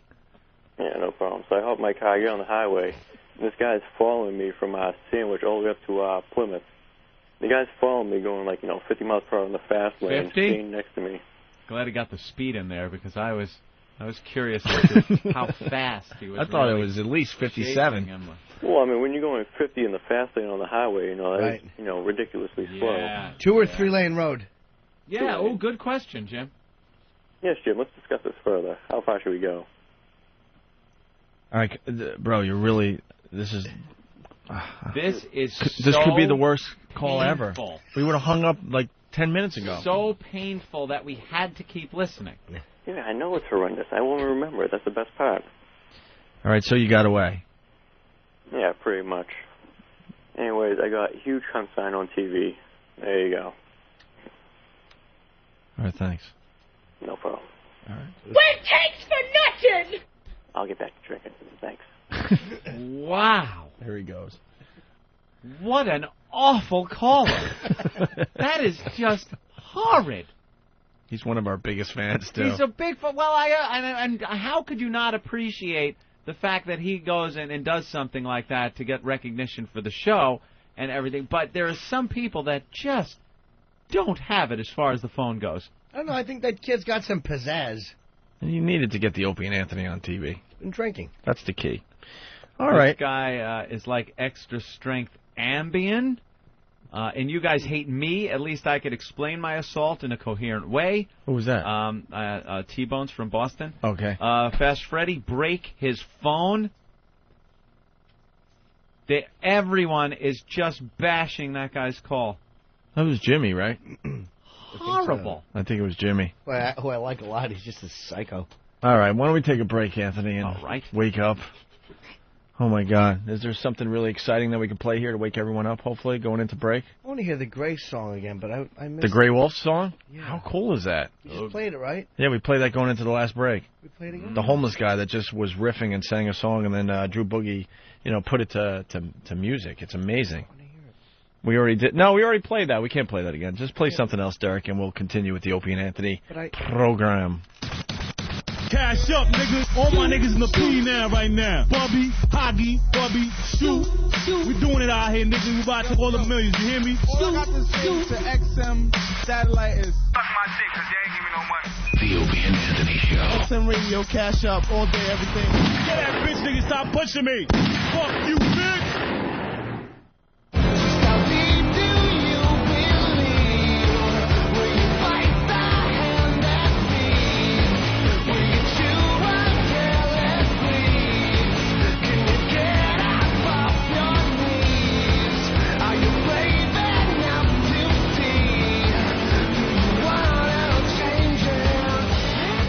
We're back with the Opie and Anthony program, the O&A virus spreading across America. Thank you, XM Satellite Radio. Thank you. We're trying to get Bob Kelly on the phone. Yeah. But he's not answering his phone. It went right to voicemail. We finally got the audio of him breaking his knee. Yeah, I was listening in the office. Ouch. And I guess Dane Cook was on Jimmy Kimmel discussing the whole thing. No, he kind of. I guess they got into that, but he also played a clip of him, Dane, taking a spill off his scooter. Okay. He was having a scooter race, and he fell off and cracked a couple of his ribs. Like 2 or 3 ribs, I think, huh? Sounds like it was quite the tour. Quite the tour for these guys. Yeah, they went on tour. What was it called? Tourgasm. And Dane Cook, a fine comedian, he was taping the whole thing for a future DVD, and he breaks 3 ribs. And Bob Kelly breaks his knee. It's great. He's actually racing Bob on these little scooters. And Bob was winning. So Dane tries to use his foot to, like, push yourself like you would on a scooter. They're motorized scooters. But he's trying to push himself to get a little more. And he gets a little closer to Bob's scooter. And then Bob tries to do the same thing. So he pushes himself with his foot. Bob's foot hits Dane's front wheel of the scooter and sends him in an endo. And he just goes sprawled out on the pavement. Right on his left side. Right. So I want to thank Dane Cook. He gave us a little mention on Jimmy Kimmel, so that was very cool. Very cool. It's funny, I'm looking into the office, which is, 30 feet, 40 feet away. Big, huge glass office that we prepare the show in the morning. Yeah. And Ben is looking at Danny. Danny's looking at the TV. They're kind of looking at the latest assault on the media. And Danny just kind of has his hands up in the air. He's itching his head like, oh, God, I was so close. It wasn't. I was so close to getting the job done. He looks very bothered. As he should. They're almost had it. They're kind of studying the game film. Ben's like, well, see what you did wrong here. He's like John Madden in there. What you needed to do, you see where the reporter is? Oh, Nathaniel's making his way in. Hey, wait, is the Buffalo Bills of interns coming in? And Nathaniel's now he's walking into the office to give his advice and his 2 cents. And now Danny's giving him the finger. Now they're fighting. They're punching each other. No. Yeah, there was. I don't think this assault is going to make any of the papers. No. Yeah, this isn't going to be a big one. No. No, this will get about 10 hits on OpieandAnthony.com later today. Oh, no one's filming Danny giving the finger. His thumb might make it onto the camera. I want to get Danny in here. Now that he's seen the tape, but Ben's like, you have to shuck and jive. I just could see what Ben is saying by his movements. It's like, dude, you got to move over. You can never tell. Ben can be saying anything. Like, dude, when they put a tattoo on, you just got to stand still. Danny, what happened, Danny? Oh. Now that you've seen the tape, Danny. No, I didn't see it yet. They're still queuing it up. Oh, it looked like you guys were looking at the big screen in there. Yeah, they're queuing it up because I didn't see it yet. Oh, okay. Danny, what happened? Now we're armchair quarterbacks over here. Obviously, we're not in the trenches as it's happening. We're watching on TV, but we're looking, thinking it probably could have gone better. Probably, if it wasn't for that chubby newfie that grabbed the sign and tried to force it out of my hand. Yeah, but like she shouldn't even have that opportunity. While you make your first strike. The first strike is the most important. No, I agree, and that's why I tried to just get the sign directly in front of the camera. Like, in front of everybody, I just tried to shove it in there, and the camera guy immediately saw it and tried to pan away. The camera guy was really good. Yep. He moved fast. He moved out of the way. Real fast. So, she tried grabbing it. I knew that I couldn't get back to that side because she'd be sitting there waiting for me. So I tried to make my way around, and I tried to drape the sign over their sign. But I guess by that point, because I didn't even know what they were on at that point, so because there was a few people in front of it, and there was a sign, so I didn't even know where the camera was focused, and I figured they got to be looking at that sign, so I just tried draping it over. Go ahead. Jimmy, you ass. It's a good visual, but we're doing radio. I gotta go. See you guys. Oh, moving day. Yeah, I gotta be there by 9. So. All right, Jimmy. All right, give us a call on the cell phone though. Let us know how it's going. Ooh, all right. Let us know if they're annoying you. Yeah. Or if they're breaking anything. Right, there's 4 Look at that. Look at that now, the live shot. Look at that perfect opportunity for assault on the media. You could have run right behind the sign of his face. That would have been huge. Oh, boy. Oh, well. All right. Oh, boy. Now it's too late. All right, boys. All right. Good luck, Jimmy. Thanks, yeah, I give was us a call, Jimmy. Jimmy. Thinking, maybe I think you gotta, like, get in there. Like, right in front of everything. Maybe. Well, I tried. I mean, there was people that kind of in my way, so without actually physically touching anybody, it would have been a little difficult to do. It's a crowd of people, though. You kind of just, muscle your way in there. Well, I still didn't see the tape yet, so I don't know. Yeah, go look at the tape. How awful it was. Look at the tape and then come back in and tell us what you think went wrong. I will do that. All right. They have it queued up in the office. Yeah, take all a right. look, see. We got Eric queuing up the audio from Jimmy Kimmel. Dane Cook talking about his scooter accident. Also, we have the Bob Kelly stuff we can go to? Mm-hmm. Yeah, let's do that first. We can't get Bob Kelly on the air. Maybe we'll just give the audience a little piece of the tape, Anthony, and then we'll do this the right way with Bob Kelly in studio. Yeah.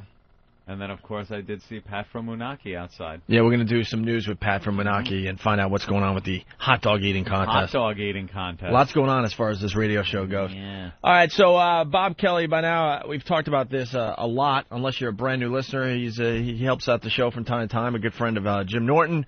And he was on tour with Dane Cook with this tourgasm thing, and they were doing a little touch football, Anthony. Touch football. And he went up in the air to get to catch a pass, and he came down wrong on somebody, or somebody landed on him. I forgot the exact details. And he pretty much just destroyed his knee. His knee popped out. I guess what he said was what holds your knee where it's supposed to be, all just ripped. Right. And his knee went sliding around to the side of his leg. And he still hasn't gotten it fixed, by the way.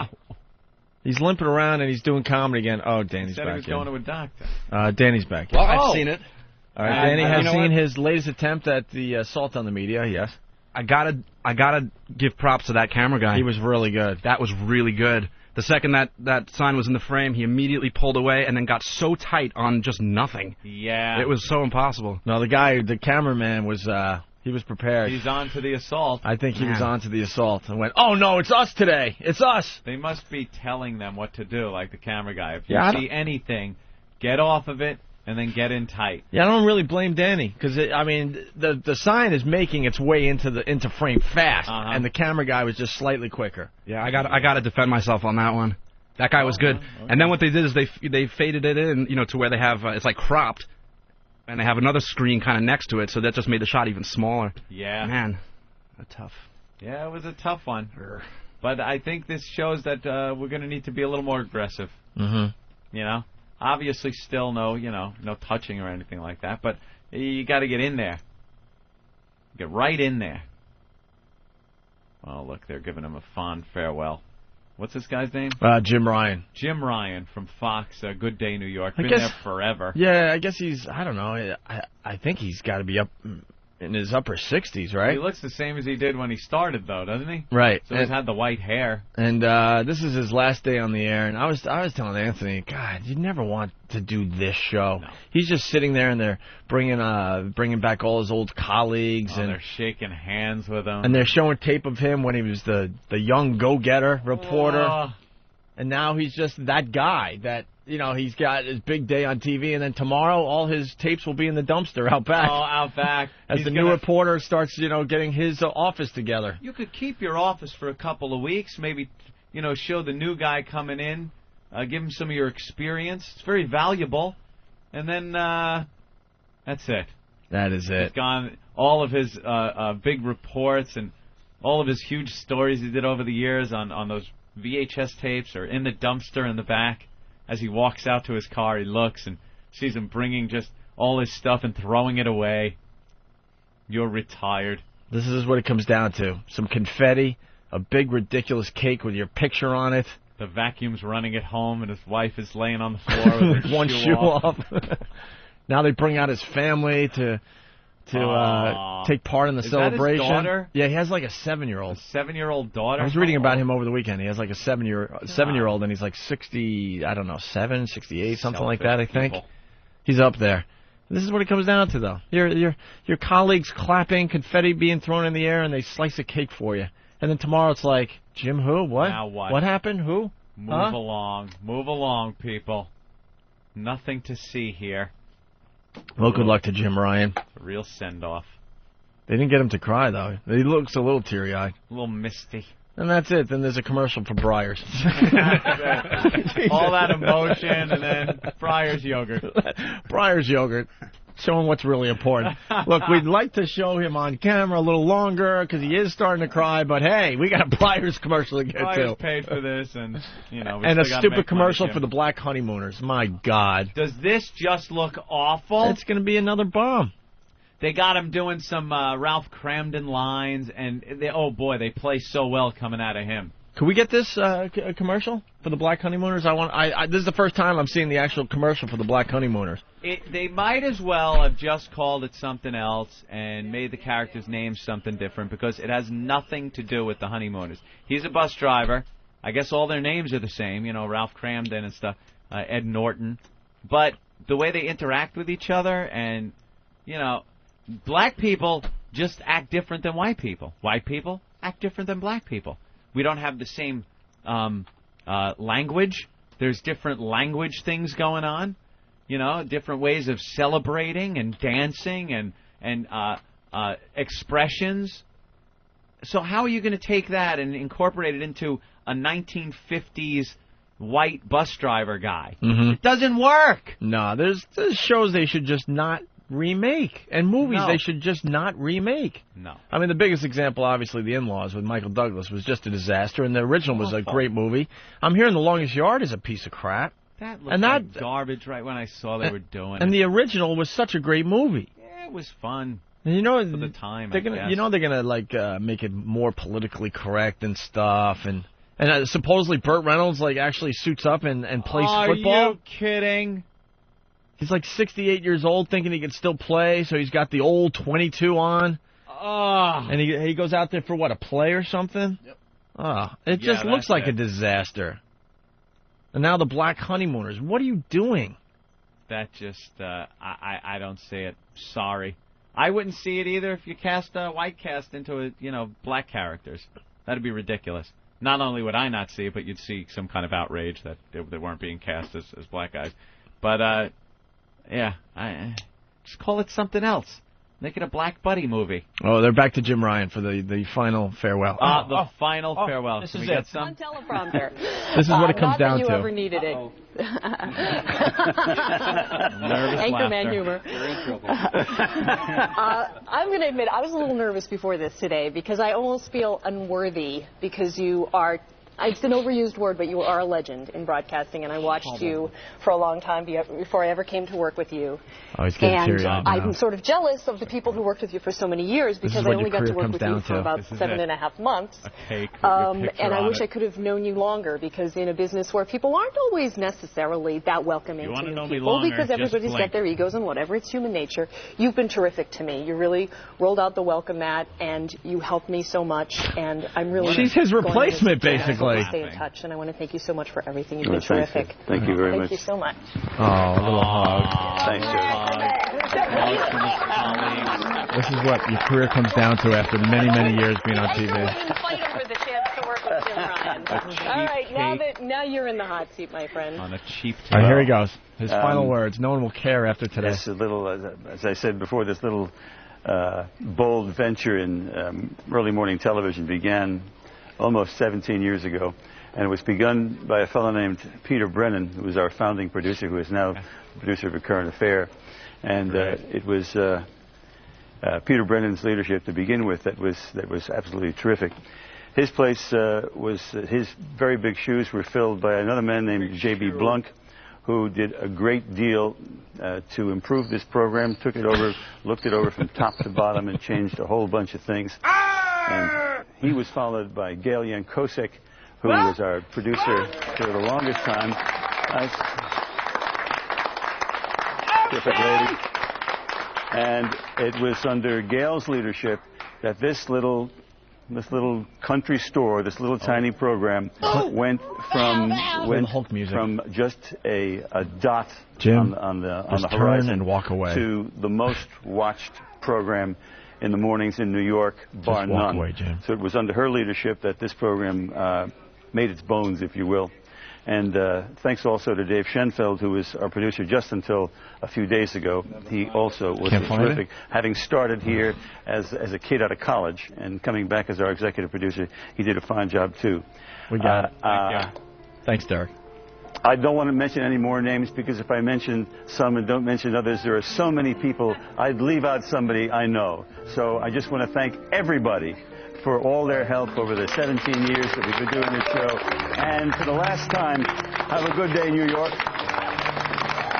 There's one more name we have to mention. Andy Cooney, Irish tenor. Andy! Oh. And they just cut him off. They cut him off. That's it. Oh, one more name. Andy. Click. And that's the last thing Cut off. he'll say on New York TV. There you have it. Over, Johnny. Because they had to fit the commercials in. Yep. What a bunch of phonies. Ugh. We really care. Quick, spots. Yeah, that's not a bad idea. B from Cincinnati. Could you all give Ricky a surprise send-off just like the one you just described for Jim Ryan? And then cut him off. What is that kid going to do? Big Duties from Jersey. That means you're fucking old. The movie made $70 million this weekend. What movie? Which one? Star Wars made $70 million. Yeah, not this weekend. The Longest Yard didn't make $70 million. Shut up! Jesus. Assheads. God, now I gotta look that up. Look it up. What's up, Steve? No, you're asking about the... I think Longest Yard did make $70 million this weekend. No, I'm serious. No way. Because Star Wars blew everything away by making like 100 or something like that, because it's up to $500 million internationally. Oh, boy, do I look like an idiot today. Today, always. Here it is, Anthony. Box office returns for the weekend. You ready for this? Oh, no. Revenge of the Sith made another $71 million over the weekend. I got it, bro. Madagascar, $61 million. The Longest Yard, $60 million. 60, not 70. 60. Guys, it's 70, and I knew Star Wars made 70, and it was in first place. Whoops. Well, there you go. It's a huge hit. 60. Are you kidding me? Did anyone see it, though? Is it a good movie? Go to Rotten Tomatoes. Steve saw it. You saw The Longest Yard? Yeah. And what do you think? Well, I don't really have a point of reference. I never saw the original? I think I might have caught a few minutes of it on, like, PIX when they were airing it, like, on Sunday afternoons, but I don't really have a point of reference. So with that said, it's cute. I mean, I wouldn't see it again. But, I mean, the Burt Reynolds thing is totally unbelievable. He's feeble. Even have been in the movie. His facelift looks horrible. He's not... Some massive work done. 70-year-old men don't suit up and play full-contact football. That's unbelievable as hell. Is he like 70? 68? 68, yeah. 68 years old? All right. So I mean, but it's But he suits up for a play or something? Yeah, he suits up for one play. It's an Adam Sandler produced movie, and they stick some Sandler-isms in there, and that's a little forced. Like, you know, those awkward Sandler's characters. barely in the movie? What? No. Like those weird characters. I'm sorry, Sandler's in the movie, but they stick in those awkward appearances by like Rob Schneider at one point. Say you can do it? Yeah. Well, Rob Schneider has to be in every Adam Sandler movie for some reason. You can do it. All right, here it is, Anthony. This is the only place I go for movie reviews. It's Rotten Tomatoes. RottenTomatoes.com is great because what they do is they take all the reviews from all over the country in all the big papers, and then they throw them together and give it a percentage. Nice. A fresh tomato is what? 60%. So 60% of the reviews have to be good for this site to call it a fresh tomato, meaning it's a movie worth seeing. And then and then they go from there. And basically they're giving The Longest Yard a rotten reading. 32% positive reviews. That means 68% of all reviewers hate this movie. If only the ethnic reassigned Burt Reynolds had stayed naked on that bare rug. Plagued with product placement. Sandler is trying to outrun his clownish boy man past, but since everything about Yard is transparently fake, it loses him career yardage. The Longest Yarn. I like the football analogy they put in. The Longest Yarn, a terrible remake of a great dramedy, sets a record of some sort for meaningless celebrity cameos. When Adam Sandler isn't interesting enough to hold your attention in an Adam Sandler movie, something is certainly amiss. Easy formula stuff fine-tuned with surefire gags. Just remember, kids, as fun as it all seems, fast food, soda, candy, binge drinking, reckless driving, steroids, dirty ball, and, well, yes, Adam Sandler movies are bad for you. Wow, they're killing this. If you like Adam Sandler, goofy comedy, and football, I suggest seeing The Waterboy instead. Watching this remake of the 1974 classic is like watching a high school production of your favorite musical. Oof. Ow. Hollywood has once again demonstrated its lack of originality, as if we need further proof, by serving up another lackluster remake of a sparkling original. It just goes on and on. A misguided, miscast remake of the 1974 Robert Aldrich classic. You know what was really good, Adam Sandler movie? Spanglish. You're kidding. Of course I'm kidding. God, you scared the shit out of me. I almost rented that on demand because I was bored. What? I almost did because I needed a movie to watch. I would pick any other movie on except for that. There are certain movies I see advertisements come on, and I go, there is no way I'm ever going to see that. I will never see that movie. And I never see them.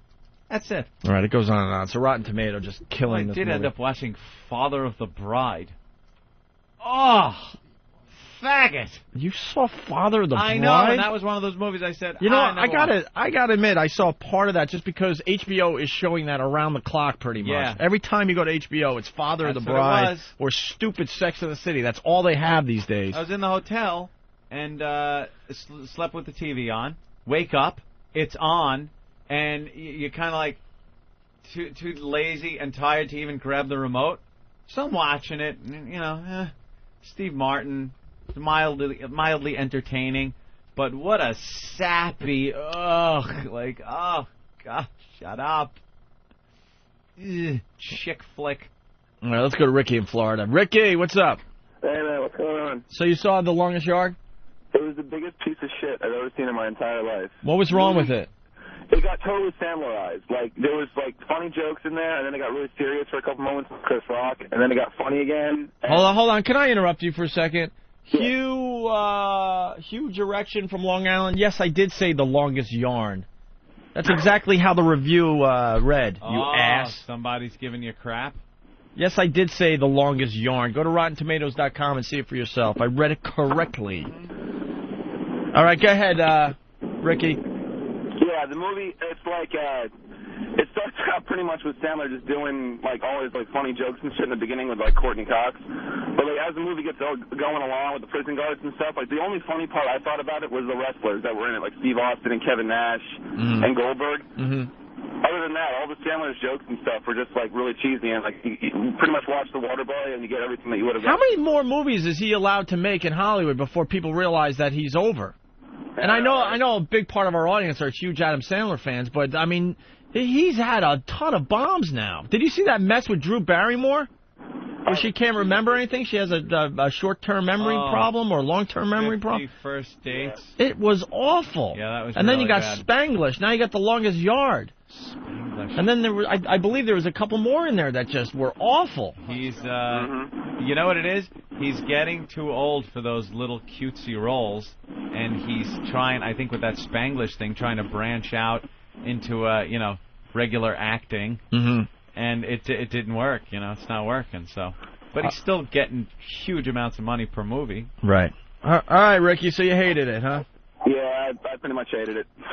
Well, you know what? But I hope he never does another remake ever again. well, there's a bunch of dummies out there that thought it was worth seeing. $60 million at the box office over the weekend. Jesus. And in fourth place, right behind The Longest Yard, Monster-in-Law. And what's sad is it'll come to rental in about 3 months. Well, I mean, I guess I would take a peek if it was on HBO or something. Monster-in-Law? Monster-in-Law made $11.1 million. I don't want to see anything with any of these friggin' actors or actresses in it like Jane Fonda. I don't want to see a movie with Dustin Hoffman in it. Like the Fockers with what's-her-face there, Barbra Streisand. I don't want to see these are movies that ancient people go to and laugh because they don't know that it's not funny. That's what it is. Don't want to see it. All right. Monster-in-Law. And then kicking J-Lo and Jane Fonda. Stop it. I will find the remote if that's on and I woke up and it's on TV. And then Kicking and Throw it through the Screaming. television. Kicking and Screaming made $6.6 million over the weekend. Which one's that? With Will Ferrell, which is pretty much another bomb for him. Yeah. Anchorman was a strange movie. It had its moments, but a really weird, movie. And now he's got this Kicking and Screaming. Have you seen the preview for Bewitched? Bewitched? Oh my God, does that look awful? It doesn't even look awful. It just I could care less. I'll watch an episode of Bewitched. Love story. Is it like a love story? Mm-hmm. Well, the problem with that movie is he's like an actor playing Darren, and they're trying to cast. Samantha. Or they're trying to cast a new Darren. It's awful. Wait. So they're taking you out of the whole concept that it was an actual, husband and wife. So it's not just the remake? But here's the spin. She actually is. Oh, I get it. So she's a going witch. to be playing Samantha. Or something like that. And she's a real...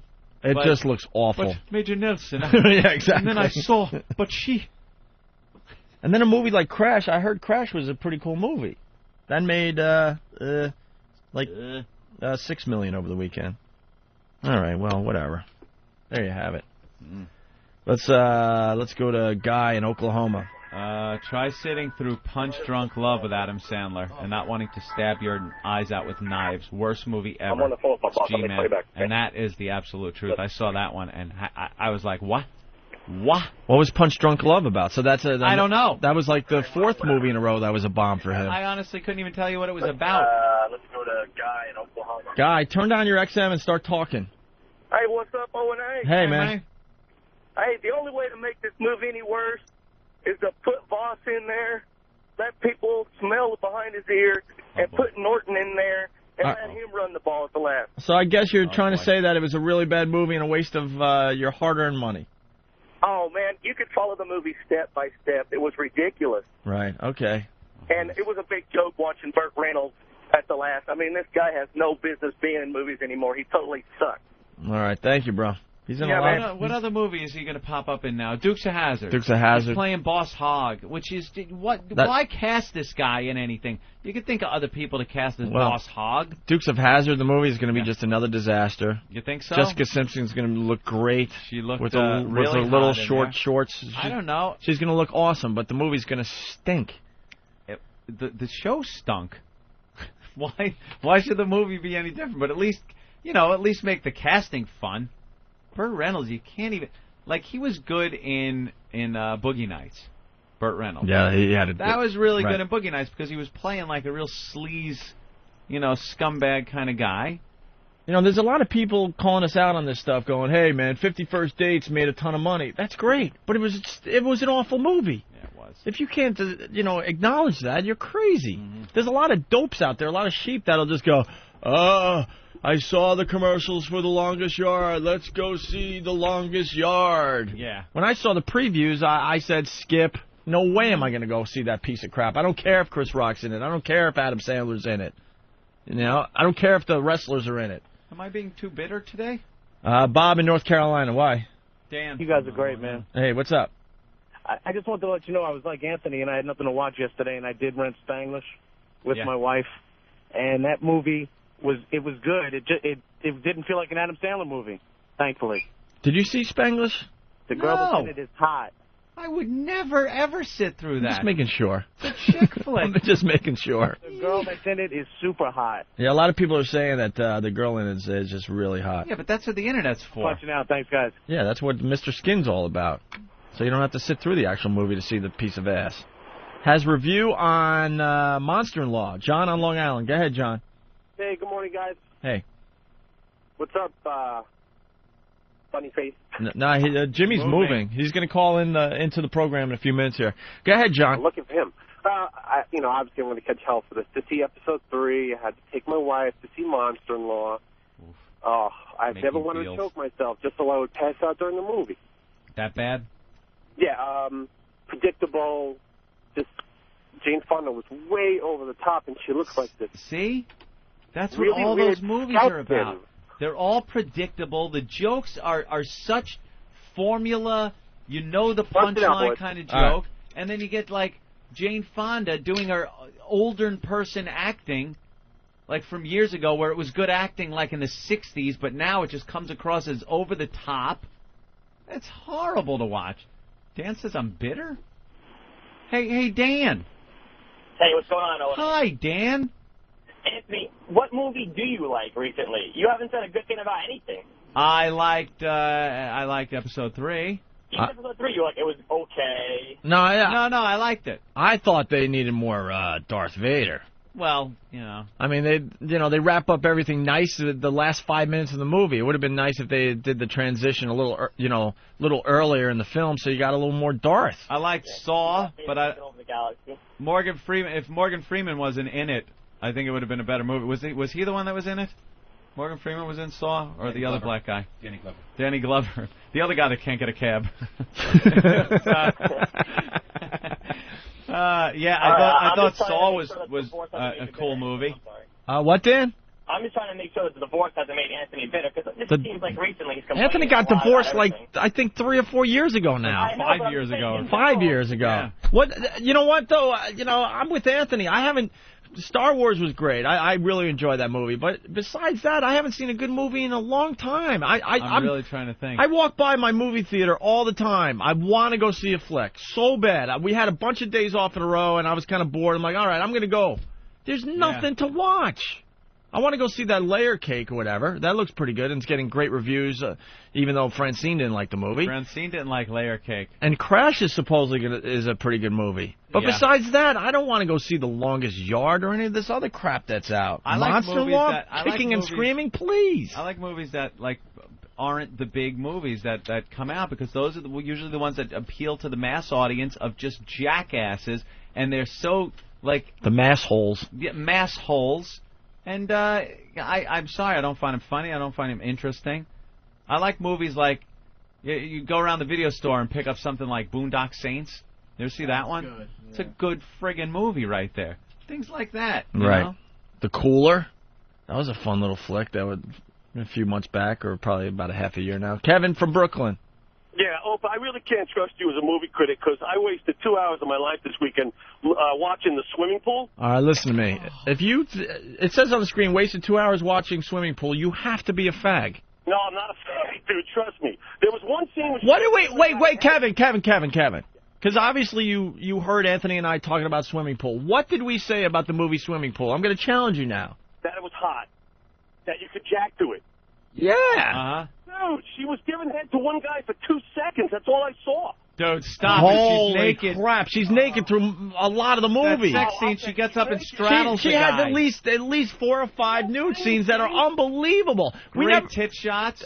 Wait. Kevin, I can barely tell you what the movie was about. I told Anthony about this film. I'm like, Anthony, you got to see Swimming Pool because this girl, she's like 19 in it. She's got a perfect body, and she's just loose with her sexuality. Right. She doesn't get banged in this thing. You said it was hotter than that movie with Selma Blair where she was saying, "Fuck me harder, nigga." Remember that one? Yeah. Well, that scene was pretty hot, but It was amazingly hot. the girl in Swimming Pool, I don't know.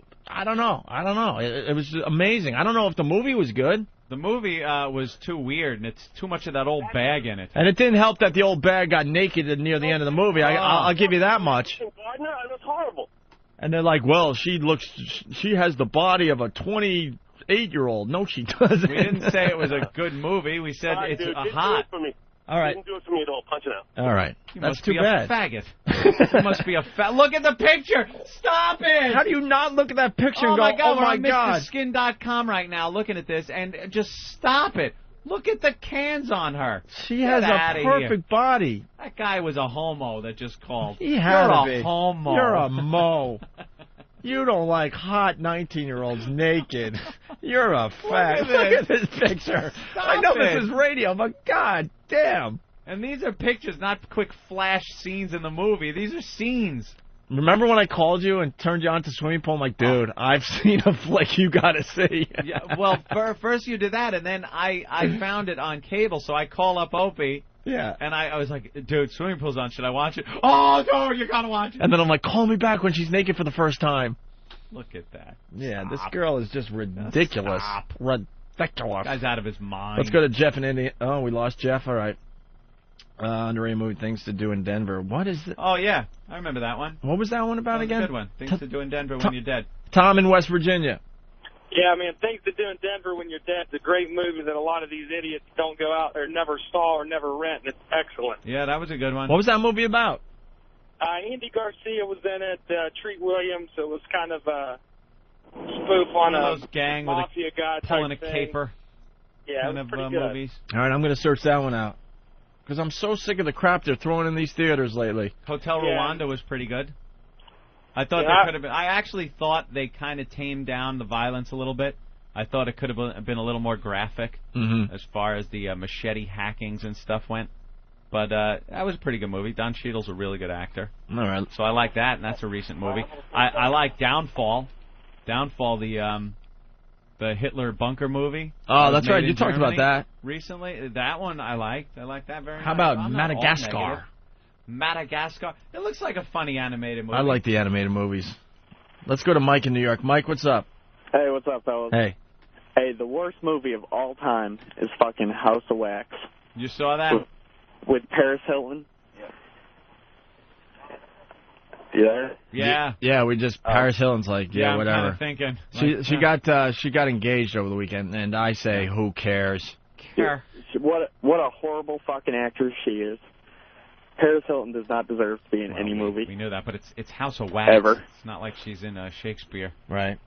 No, it was fucking horrible. With her and the that other hot chick, not Elijah Dushku, Elizabeth. Dushku. Okay, I don't well, know her name. well, that's But obvious. House of Don't Wax go see stinks. it. It was fucking a waste of $5. All right, thank you. $5. Where does he live? Let's go to Carl in Jersey. $5 to see a movie? Yeah, no doubt. Carl, what's up? Yo, what's up, guys? Hey. I just wanted to make the point that, there's always crappy movies out. Even in the days of, when Casablanca was out, there's always some shitty tap dance movie out or something, which Carl, I agree with you, but it just seems lately, and I'm saying within the last, I'll give it the last couple of years, it seems like there's nothing but crap out. I always would be able to go to a multiplex and find something that wasn't the mass release type movie, something that got good reviews that you just know a lot of people aren't going to see. Yeah. And I just can't find those movies anymore. It's almost like Hollywood has given up. It's like, here's the formula. If we advertise a movie a lot, people will come and see it. It doesn't even really matter, if the movie's that great, if the quality's up there. You just throw a few stars at you, a couple cute scenes that look good in a preview, and people are going to go run to the theaters and see it. Yeah. All right, love you guys. All right. Bye. Now, people are saying, what about Willy Wonka with Johnny Depp? Now, that looks like it has potential, right? Yeah. It's not on the same story. It's a little. Oh, it isn't? No. It's not like a remake of. No, it's not a. Come on. Johnny Depp's really good too. Like that guy could play anything. Yeah. Pretty versatile. All right, what do we have Bob Kelly finally? Bobby. Yo. We're going to talk to you next, okay? Could you hold? You want to call back? Yeah, man, whatever you want, bro. We finally got your audio, and oh my God, I don't know what to think of it. We'll get to it in a few minutes. You want to just stay on hold? Yeah, sure, man. All right, Bob Kelly. We'll get to him in a second here. We got the audio of him breaking his knee. But first, Dave on Long Island. Dave, go ahead. Yeah, man, what's going on, fellas? Hey.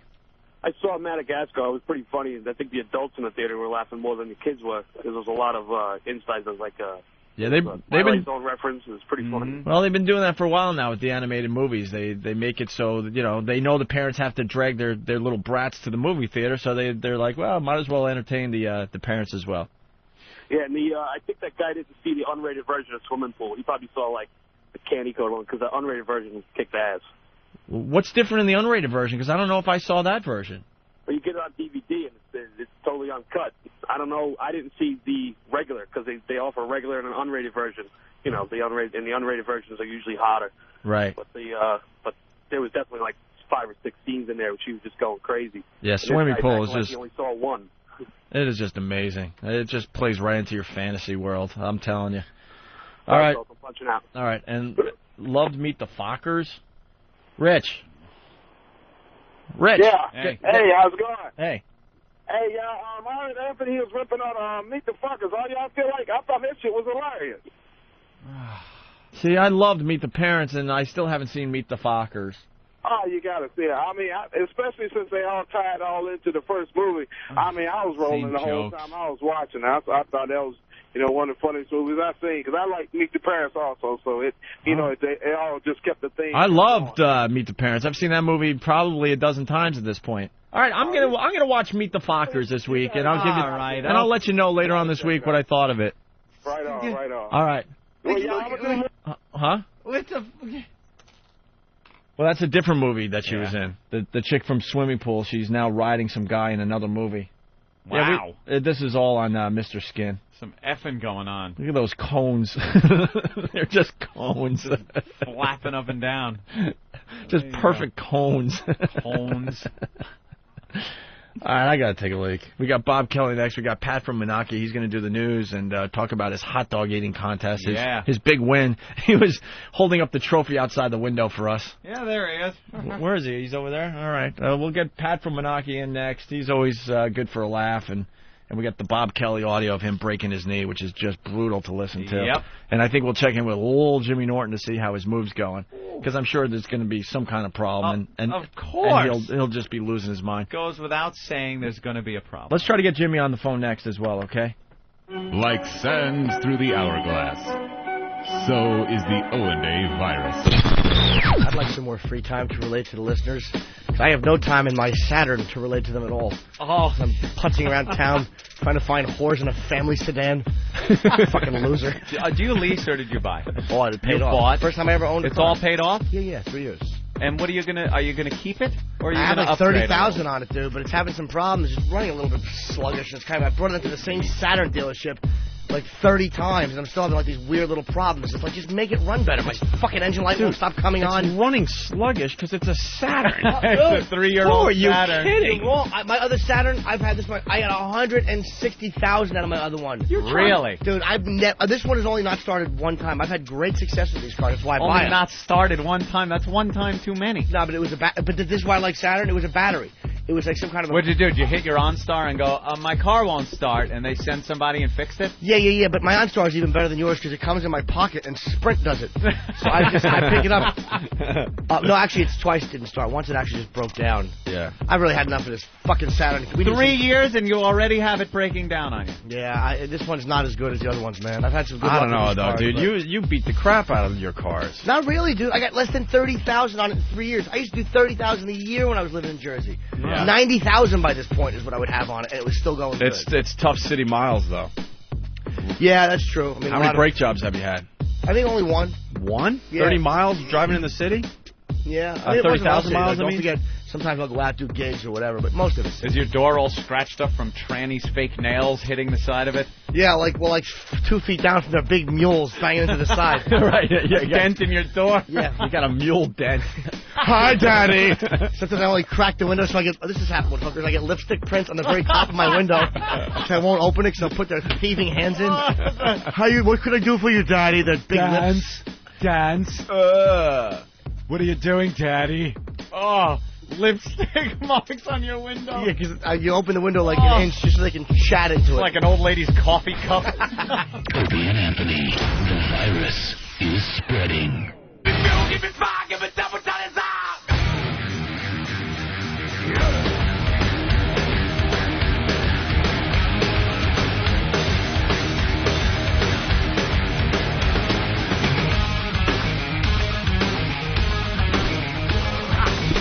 All right.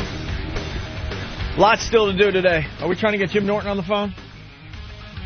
Jim Norton is moving. We got Bob Kelly on the phone. We have Pat from Menaki getting his news together. And he's got his hot dog eating contest trophy. He does. He brought that in. We'll get some pictures of that and get it up on the websites. I guess we'll start with Bob Kelly then. I don't know where Jimmy is.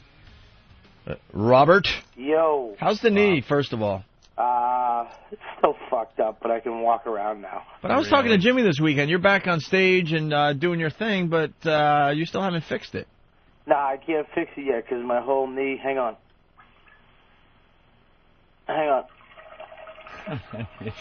Okay, good. Sounds like you might have a problem there. Came out like a big clump. It's in my cock hole. Yeah, man, it's better now. I had my leg, all my muscle in my quadricep was Bob, gone. can I interrupt you? Yes, sir. You sat around all morning thinking this would be really clever if I just took a leak live on the air, didn't you? Radio. No, you had me on hold. I didn't know when you were coming back, and I have to piss and shit at the same time every morning. Are you what? You're sitting down? As soon as I have a cigarette, as soon as I take a first sip of coffee, I either have to piss or shit. Every single morning, like clockwork. My fucking bowels and my pee hole, my urinary tract work. Are you taking a dump right now? No, I don't take a dump yet, but I've been on the South Beach diet, so that might not happen. The South Beach diet? What is the South Beach diet? Which one is that? I always see that book in the bookstore. It's it's all that no carb shit. I haven't had a carb in like 2 weeks, and I want to stab somebody's eye out with a fucking potato. Is it working for you? Well, I don't feel as bloated. Well, see, the problem with all these diets, I mean, as soon as you lose the weight, you just go back to eating like a slob. Yeah. Well, you got to change your lifestyle. That's what people don't understand. They go, I'll do the South Beach diet. It's all the rage. And then they lose their 30 pounds. And they're like, lost the weight. It'll never come back.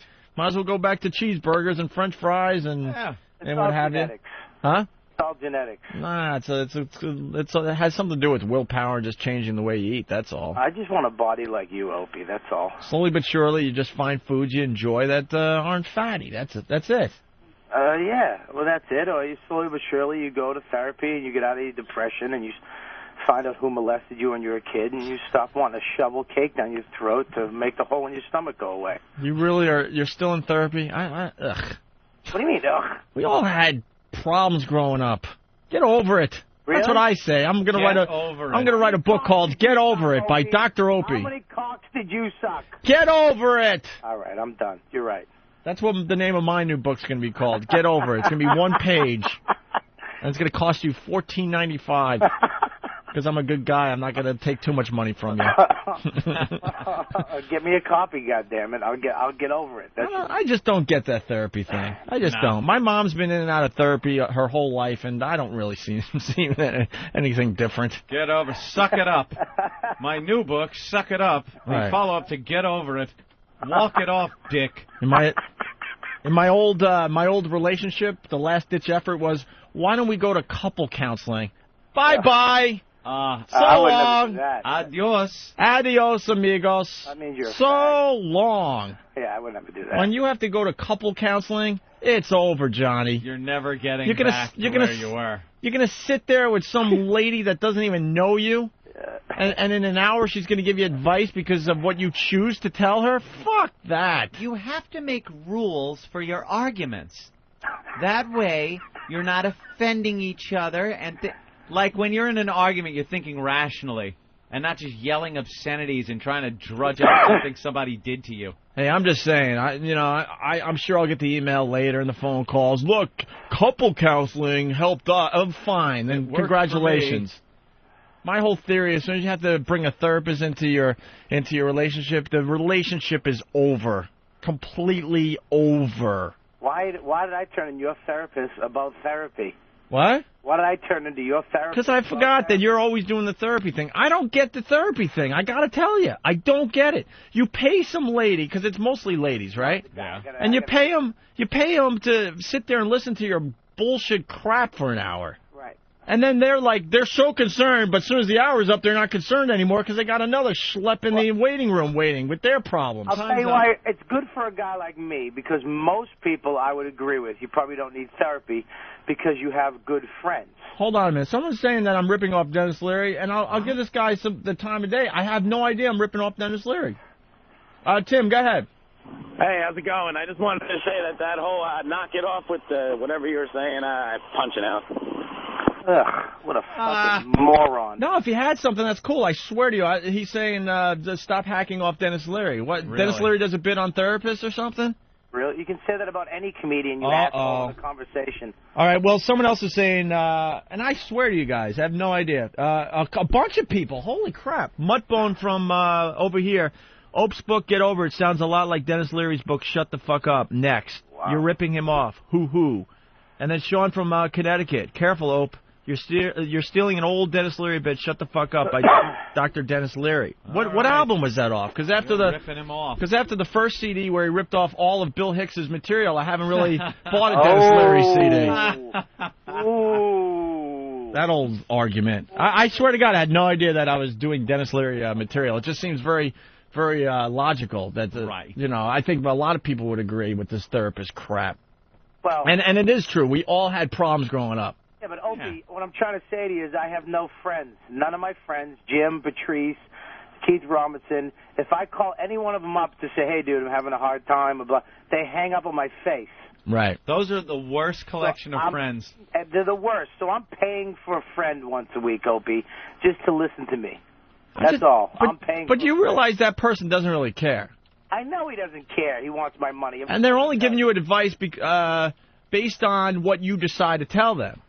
So I think if you do go to a therapist, you have to be completely honest. I am. And how many? Maybe you are the guy, Bob. Maybe you're the guy. But I think everyone that goes to a therapist, they're holding back stuff that is going to fuck up the advice that's coming back at you. I don't like the little sarcasm you had when you said maybe you're the guy. I caught that little fucking sarcasm. Maybe you're the guy. Hold on, in Bob. other words, he meant you're not the guy. I don't know. I know exactly. Hold on. Thank you, Anthony. Hold on. I will defend you, Bob, because you've probably. I'm going to give you the title. I'm going to give you a title right now. I think you have been the most honest person we've ever had on this show.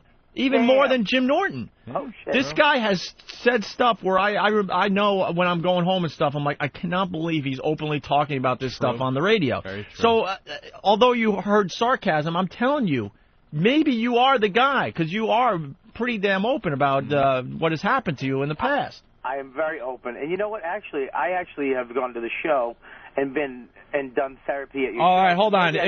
It was off Dennis Leary's Lock and Load album. I did not listen to that piece of crap. I'm sorry. I heard that it was an awful album, and I never listened to the Dennis Leary Lock and Load album, okay? You talking about my CD or his? Huh? I haven't listened to yours yet either, even though you gave it to me about 6 months ago. I'm sorry. Thanks a lot. Appreciate it. All right, continue, Bob. Listen, man, I just pay for a friend. If you want to be my friend, Opie, I'd call you. Oh, he just paid. No, we really tried to be friends, and we both knew it just wasn't working. Oh, wait a minute. We were at a Starbucks, and he went down the friend road, and I'm like, I don't know, Bob. I got all my friends. I don't know. I don't know if I have room for another friend. Opie is most done with Bob, you remember that day, too. It was like, why don't we exchange numbers? And I'm like, you can get a hold of me through Jim. The whole conversation in his own head, though. He didn't even involve me. He did my done with part friends. in his own head, and then out of nowhere, we're just sitting in there in silence, and he goes, nah, we can't be friends. I'm like, what the fuck are you talking about? We were all, I forgot. This happened when we were on hiatus, and I was hanging out with Norton and Bob, and I like Bob. I think he's cool and stuff. And we're sitting at Starbucks, and we went from, like, you know, that uncomfortable, don't know each other, that he's trying to, like, you know, squeeze in some personal stuff that you do when you're trying to make friends. And I'm thinking to myself, this just ain't gonna work. I'm just gonna cut my losses. But Bob could use some friends. So I openly just told him in Starbucks, you know, Bob, I'm just not feeling the friend thing. Oh. But I go, I'm sitting there, I'm eating my French fries. I go, what the fuck are you talking about? He goes, I don't think we can be friends. I don't think it's gonna work. Right. I'm like, this guy, in my head, I'm going, this guy's fucking out of his mind. Like right away, you just get that out of the way. Yeah, I just said one time in my life, and this is it. And he's already decided we can't be friends. He's already had the whole fucking thing. You need therapy. Well, I know I do, but I don't believe in it. I just told you that. I just told you my whole thing. Well, when Bob rattles off his friends, Jim Norton and Patrice, and he needs friends. He needs real friends, not these clowns. Yeah, at least I'm not out there trying to make girls my friend. Why? Nothing. Nice talking to you. Yeah, Norton. great. Nothing. Yeah, I'll listen to you if you suck my asshole. You're right, Opie. We can't be friends. Yeah, I don't know. I don't even You're remember too honest. the last friend I made. I was through making friends years ago. I have coworkers. I have acquaintances that, you know, I'll talk to things about, like gaming or the news, things like that. But as far as real friends that I would call up and say, hey, you know, what are you doing? Let's hang out. Or, you know, I can't remember the last friend I made. It's probably somewhere back in the 90s. I would like to make a new friend. Would you? Yeah. A lot goes into that. It's a big responsibility. It sure is. And if you realize you don't want to be friends after you've passed the friend point, now you're really fucked. But Opie would never get there because he has that conversation in his head the first time he puts it. See, I like that, Opie. That gets it out of the way right away. It gets it out of the way. You have to hit me fast, man. You got to get my interest immediately. No delusion. I didn't know there was an audition. It's an audition. Of course it is. And I'm sitting there and I wasn't feeling what you were saying. I'm like, you know what? I don't feel like you know putting in the effort to be your friend. You're not worth my effort. Anthony, he brought up the conversation. Yeah. This is like real. We were just fucking around, joking. Norton leaves. Then he throws some serious shit in my face to see how I'd respond. And of course, it was uncomfortable. It was like my dad talking to me about sex. And I don't even know Opie. And then he's like, you know what? We can't be friends. I'm like, I didn't feel like putting in the effort. That's all. Well, you know, I kind of like that approach. I just wanted to throw that on the table because I didn't want the awkward, like, let's exchange numbers, you know. Yeah. You know, I don't know. Give you a call. I actually agree with you. You were right on the money. You shouldn't be my friend. I'm a lousy human being. No, the last friend I made was Jim Norton. Because you were just saying, you know, the last friend. And that's 5 years ago. I haven't made a new friend in 5-6 years now. But I don't even go out like with Jimmy. I don't call Jim and go, hey, Jim, what are you doing? Let's go out. I consider him a friend in that, you know, we have things in common. I could sit and talk to him about more than just, you know, uncomfortable, you know, sit there and go, hey, how was the weather, stuff like that. So I consider him that, but he's not a friend that I call up and go out with. I don't even know who those people are in my life anymore. I'll never see Jim Norton again. I'll never hang out with it. Now that he's moving out of my building. Oh, that's it, right? I'm done. I was off his list. I was out with Jimmy Friday because he's now in my neighborhood. You stole my friend, you fucking cunt. We all went out to dinner, and Jimmy was actually kind of sad. He was like, it's sad moving out of that building because I won't be able to just go to Bob's apartment and pet his little dogs, and he was dead serious. Yeah, he cares about my dogs. He doesn't care about me. Hey, a lot of people want to audition to be my friend. Oh. Dave in Jersey, what's up? I'd like to audition to be Opie's friend. All right, let's hold on. I'll give you 30 seconds to impress me. Go ahead. All right. Well, I'm 32 years old, married, one son. I'm very desensitized, and that means I can see anything, and it doesn't really impress me. Okay, so we could be walking down the street, some guy could be berated by knives, machine guns, whatever, and I'm like, oh, that's fascinating. Someone could jump out of a box dressed like a jester. I'd be like, all right, bored, seen that. I think I'm the type of person Opie would need in his All right, there he goes. Yeah, he was a little wordy. Opie just hangs up, but didn't even give him an answer. He was a little wordy for Opie. Just hung up. Let's go to Rick in Boston. Rick? Hey, guys. I really will take on a new friend if someone hits me between the eyes. It's really got to be good, though, especially on the phone. Yeah. Can I have another audition? If I call my agent, can he set up another audition? I don't know. What can you offer me? What can you offer Opie as a friend? Right. Do you have a big boat? Because I want to do some boating this summer. See, now, something like that. Something I material. do. My uncles have a place up in...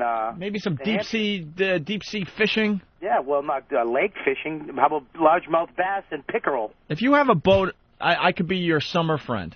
Okay. Seasonal friendship. Yeah. My uncles have a boat. It's not mine, but we can use it, Opie. And they have a nice house. We can, maybe, play some chess and light a fire. I wanted some kind of beach house where I could just, use you for your fine location. If you want that, can you picture a friend that maybe watching the game at a bar, knocking back a few beers, and then maybe turning and saying something, I'm having problems with the wife, or, oh, God, the boss at work, and you'll be like, oh, dude, I know, those, and that kind of exchange, that friendly exchange. Can you have that with this guy, you think? No, not at all. Not with Rick from Boston? Well, let's go to Rick. Let's see what Rick has to say. Rick in Boston, what's up? Hey, what's up? Oh. Hey. Hey, no. What? Oh, boy. You can't be friends with a guy with a bad cell phone. Yeah, you can't be friends with a guy who has Sprint. Yeah. It's bad enough, like me and Opie call each other, and we can't hear each other on the phone. All right. By the way, just to be fair here, we have the Dennis Leary bit that I guess I ripped off, and I swear I had no idea I was doing it. But whatever. Here it is. I'm just not happy. Shut the fuck up. All right. That's the name of my new book. Shut the fuck up by Dr. Dennis Leary. A revolutionary new form of therapy. I'm going to have my patients come in, doctor, shut the fuck up, next. I don't feel so, shut the fuck up, next. He made me feel so much better about myself, He just told me to shut the fuck up, and nobody had ever told me that before. I feel so much better now. Well, there you have it. I invented shut the fuck up. Tell him, Fred, back in Washington. I said, tie a bandana around your problem. Well, I can't really defend myself on that. That's very similar to what I was just saying. And it is off an album I did enjoy. That is off No Cure for Cancer. So. Well, maybe it's all right. Maybe it was somewhere in my brain and popped out today. Opie. Yeah. I love you. Everyone wants to be my friend. Well, now they're all trying to be your friend. Let's go to Ryan in Jersey. Ryan? Hi, fellas. Hey. I hate Bob Kelly, by the way. I just want to throw that out there. I hate you, too, you fucking... You don't even know me, you cocksucker. Shut the fuck up when the big boys are talking. Shut up when the big boys are talking, asshole. Anyway, I hope your first Opie, shut up, asshole. I'm talking. Opie. You are talking. Asshole, shut up, you broken leg gimp faggot. Opie. Trying to be your friend here, and this fucking asshole's talking. I like this guy. Good job. I like this guy already, got man. Spunk. I like this guy. You're gonna like me even more. I will bring you a new dog every week to smash in the liver. Bye. Oh, now we're talking. Oh, Ryan from Jersey could be a friend. Hey, Bob, he smashed you good. What? Shut the fuck up over and over. He smashed you good. Idiot. He smashed you good. Yeah, you're good.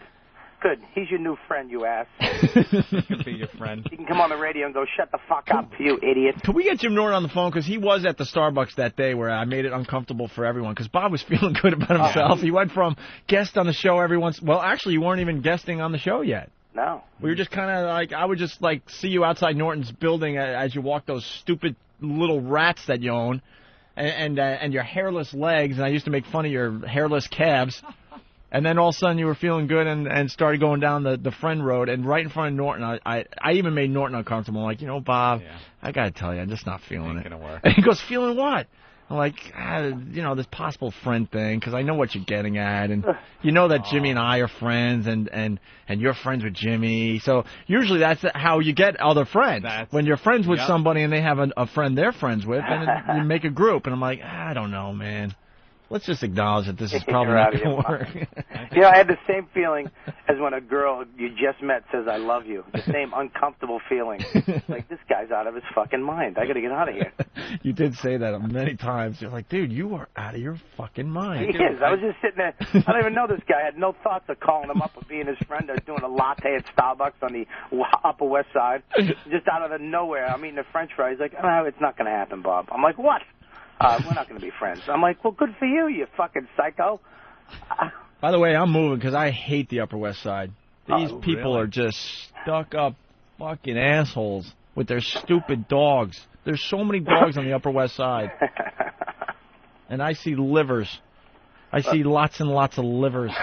Here's a guy that wants to be a friend. Opie, I know we have had problems before, but I want to be my friend so we can hang out. I have a $20 million Hamptons mansion.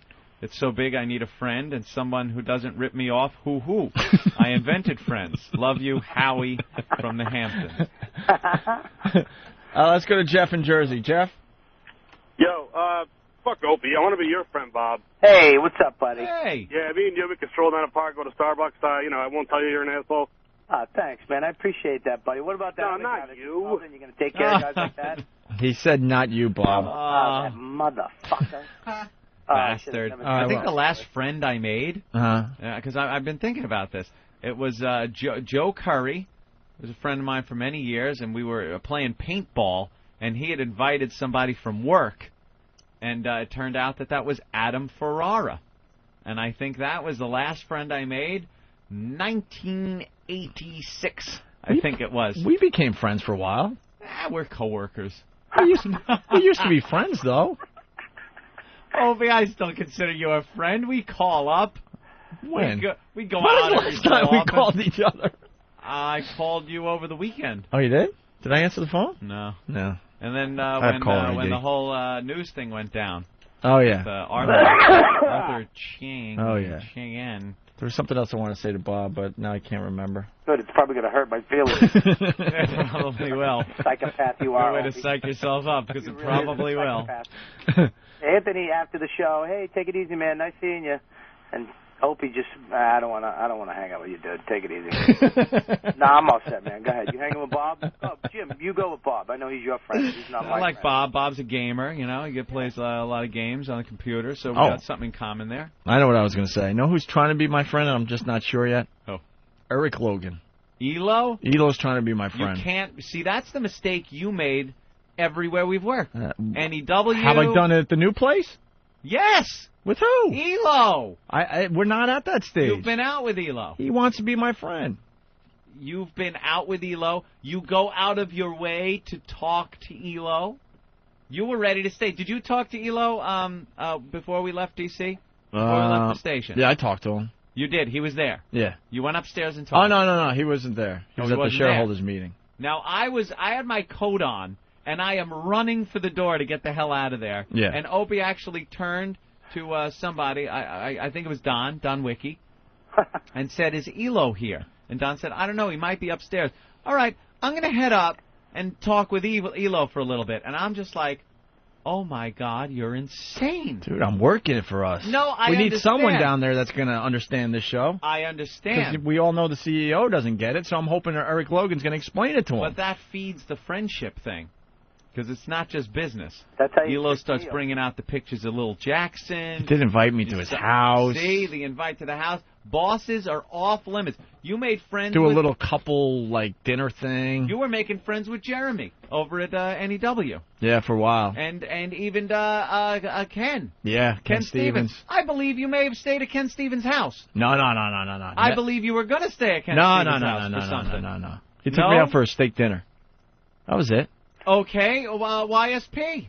Tim Sabian. I stayed at his house. You became friends with Tim Sabian. I still consider him a friend. Fareed. Nah. You were becoming friends. You took a Learjet with him to Arizona. I blew off the Learjet because I decided to be a nomad. There's this whole friendship. Bob, our agent Bob Eatman. You're friends with Bob. I stayed at his house a few times. You stayed at his house. I make friends. Tipped his maid. I do tip his maid because Bob's so cheap he doesn't tip his own maid. He asked her for a receipt. Yeah, pretty much. Cheap Jew. She works like an extra 5 or 6 hours, and he's like, "Oh God, here's $10." I'm mortified when I stay there. What a cheapo. So she cleans out my dirty. She does my laundry, and Bob's like, "Don't tip her," and I leave money on the dresser for her, like $5-10 a day. Oh my God! To do my laundry. That's just disgusting when I'm out there. I could not. And as far as Fareed, I had a ride back to New York from Phoenix because I went out there to talk at his stupid radio conference. Yeah. For what stock are we on? Citadel. Oh yeah, Citadel. Shitadel, I call it. And and I had a ride back on his Learjet, and I blew it off because I wanted to just roam around the country. Really? Looking for friends. Searching for friends. See, this is the other side of me being an asshole. The reality is I have no friends. No. Like, I had 2 years off, and I spent most of that time wandering around America alone, by myself. Like Kane from Kung Fu. You would think I could have called up somebody and said, "Hey, let's go. Nothing. Let's go have some fun." And they'd say, "Sorry, not only am I not your friend, but I work for a living." Right. But Elo is trying to be friends, and he says, "I love you, buddy," and things Don't like do that. it. He uses the word love. Maybe you should just learn Kung Fu or something. Kung Fu? That's not a bad idea. Learn Kung Fu, become like a master, and then just walk around roaming. Wander the earth, get in adventures. Yeah, get a stick, blind yourself. All right, let's do a quick thing with the phones here. Go ahead, Dane, real fast. Hey, hi, Opie. Hi, Anthony. Fuck you, Bob Kelly. I got a boatload of friends for Opie. Yeah? I got a bunch of pregnant girls over here in Jersey with their thick areola nipples and that dark line running up their belly for you. How about that? God. You want that? You want that? With the milk, with that sweet, see? sugary milk running out of their... See, Bob? That's how we could have connected. If we were at a Starbucks and all of a sudden you pointed out a pregnant woman and said, "Wow, that's hot," and I would have said, "You know, Bob, I think that's hot too." Wow. Then we would have had a little something in common, and we could have went from there.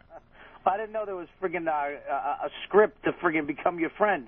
Maybe next time you should fax it over to me and I'll rehearse. All right, Mike. Mike from Long Island brings up a good point about Opie and friendship. How about Barry Williams, Opie? You were seeking the friendship of Barry Williams. Anthony had to remind me that he was married. Because, did we tell this story on the air? Yeah. I remember where I was, too. I actually called Anthony for advice. I was out in L.A. I was actually doing some inline skating around Santa Monica Pier. It's just amazing. You could, skate, on the beach or whatever, a bike path. And my phone rings because, Barry Williams, Greg Brady, he was on our show a lot. And he said, next time you're out to L.A., give me a call. We'll hang. And we hear this from a lot of our, quote, celebrity friends/guests. I don't consider them friends. Right. No. And they always blow us off. But I called up like, what the hell? And once again, I'm by myself out in L.A. trying to kill time. And Barry actually says this. He goes, "Dude, I live at the top of Beverly Hills or somewhere, Bel Air or something, at the top of one of the mountains." He goes, "Why don't you come over around 6:30? He actually said this. I'm going to throw myself under the bus, and then I will save myself with my pal Anthony. He goes, "Come up around 6:30. We'll smoke some cigars. We'll have a couple apple martinis. And we'll watch the sunset. Watch the sunset. And then we'll have a barbecue." And I'm like, that's exactly what it was like. I was just like stupefied. I'm like, because that sounds like the gayest thing two guys could do. I think Barry wants to suck my dick. Well, apple martini breath on your bag. But you have to because it's Greg Brady. I mean, come on. Right. Suck your dick. So then I'm going through it in my head. I'm like, if I go up there and all of a sudden he makes a move on me, I obviously got to tell him, "Hey, look, Barry, hey." And all of a sudden that sad Brady Bunch music has to play because I'm rejecting Greg Brady. You could have took your rollerblades up there and rollerblade home, homo. Oh, hold on. Norton's on the line, and then we'll get back to the Greg Brady thing. Hey, Jimmy. Hey, what's up, boys? How's the move going? It's cool, man. It kind of reminds me watching your stuff be taken. You ever see, like, as soon as Saddam Hussein fell, the way Baghdad looked, the way they were running into stores? That's the way my shit is being lugged out of this apartment. It's Really? It's they treat other people's stuff the way I would treat other people's stuff. Just like shit. Dude, we've talked about this on the air. The last time I bought a TV, now they're nice and flat and stuff. My TV, I'm not kidding you, weighed about 500 pounds. It's one of the last picture tube TVs you can get, 45-inch, massive, cool. Yeah. And these gorillas actually rolled the TV into my apartment. They didn't care. Rolled it. They couldn't lift it because it's so heavy, so they rolled it end over end over end. And these guys looked like they just got out of prison. I was scared. I didn't say shit. I was just hoping it worked. And I even tipped them. Of course. They bashed my walls and everything. They rolled it in like a boulder.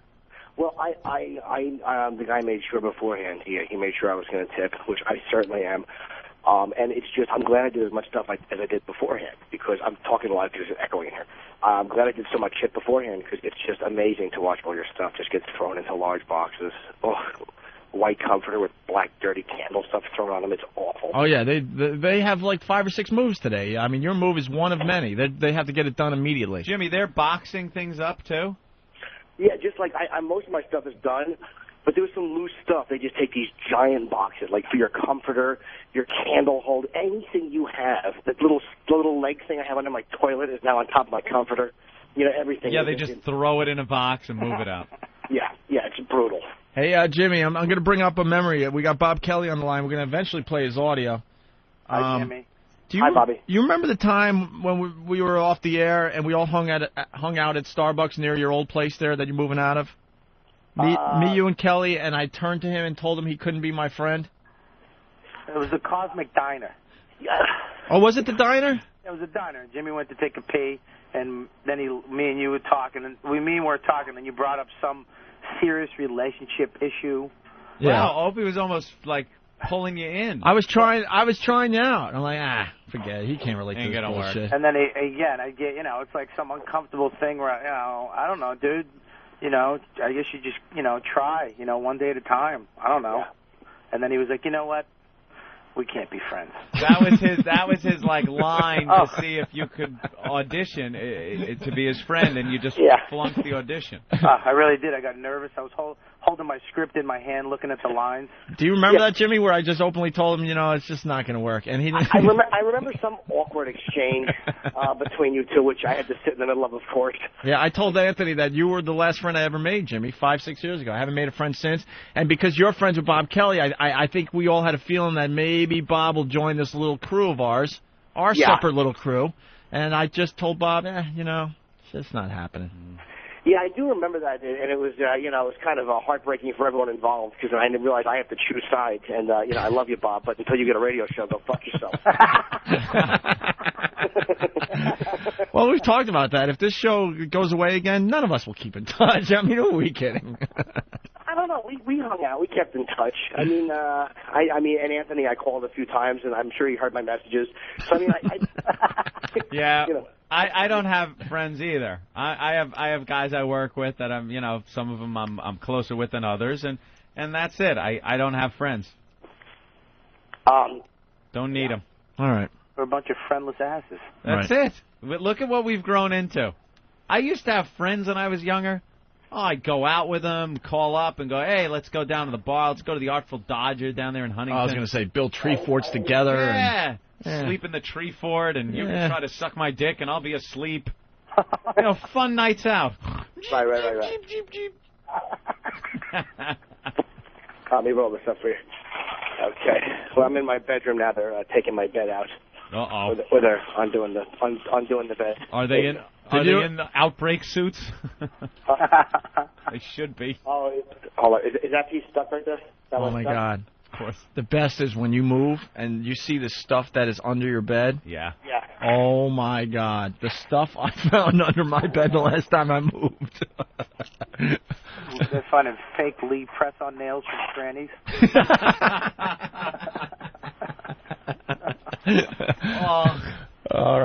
All right, Jimmy. We'll let you be. Yeah, no, I believe you. I figured that was coming. I heard all the laughs and everyone's having fun, and I'm here in my echoey apartment contributing. Wait, can you guys hear him yelling in the background and groaning? No. Oh, we're just trying to get the bed done. human. What nationality are your movers? Yeah, well, let me think. Do they golf? Was that? No, almost. They play the game of the foot? They get along with people who golf. They would tend to live in the same neighborhood as golfers. Oh. Are they, do they make good pitchers?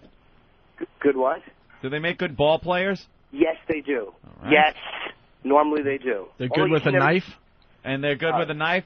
Do their young children always fall out the windows here in the city? Yeah. And choke on do. little pieces of candy?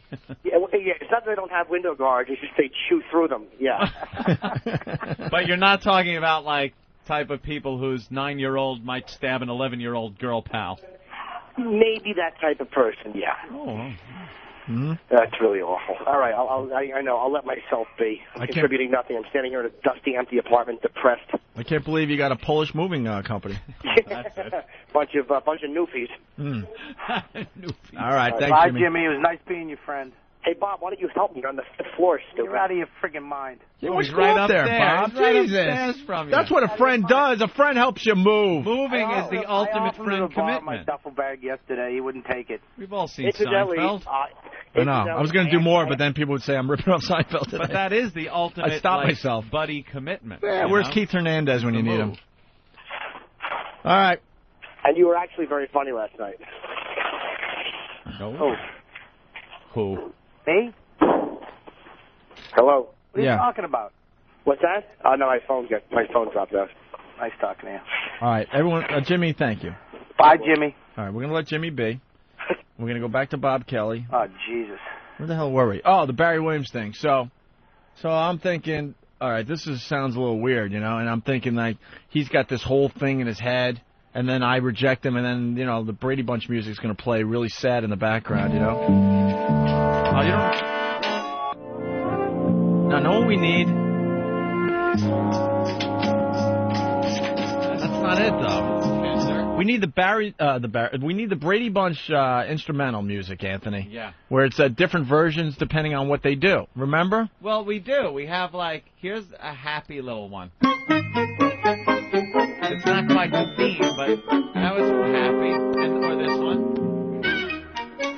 That's like happy stuff. Mixing the martini. Yeah, but the show used to play different versions of the theme depending on what was going on. This is just filler music. Yeah, see? That's happy. They're all happy. They're coming home from school. See?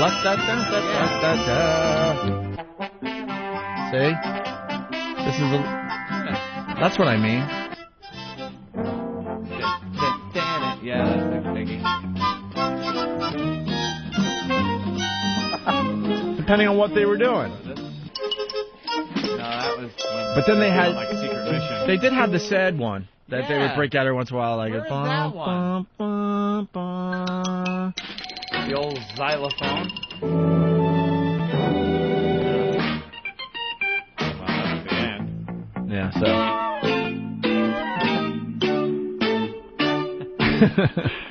We don't have the. Yeah, we don't. No. We need that one. We need the sad version.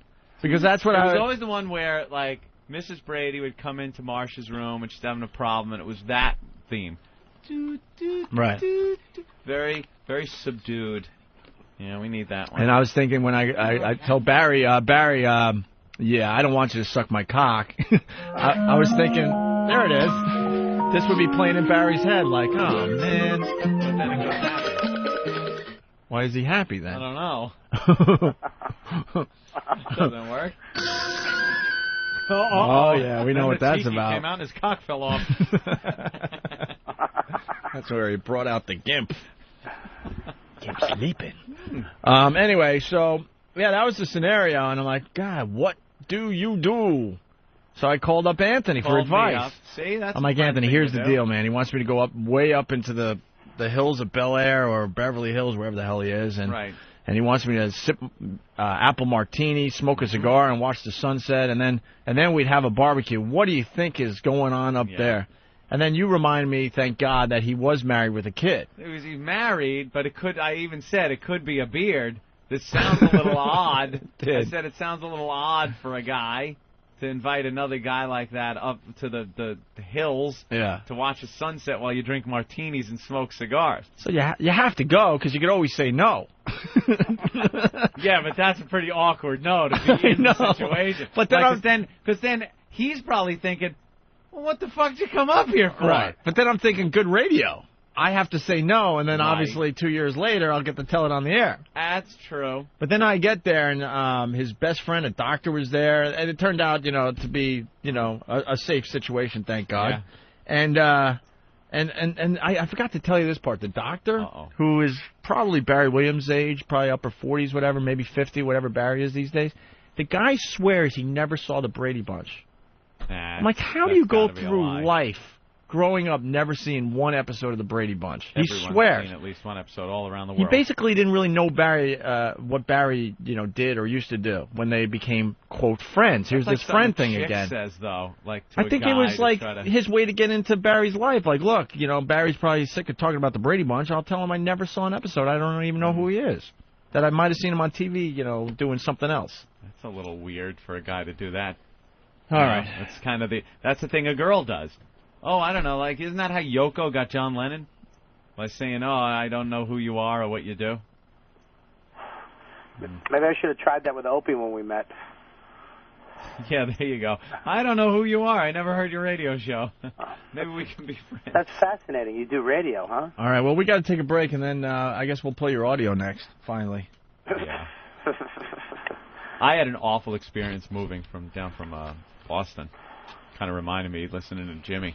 They just broke shit left and right, lost stuff, left stuff there because I had to go.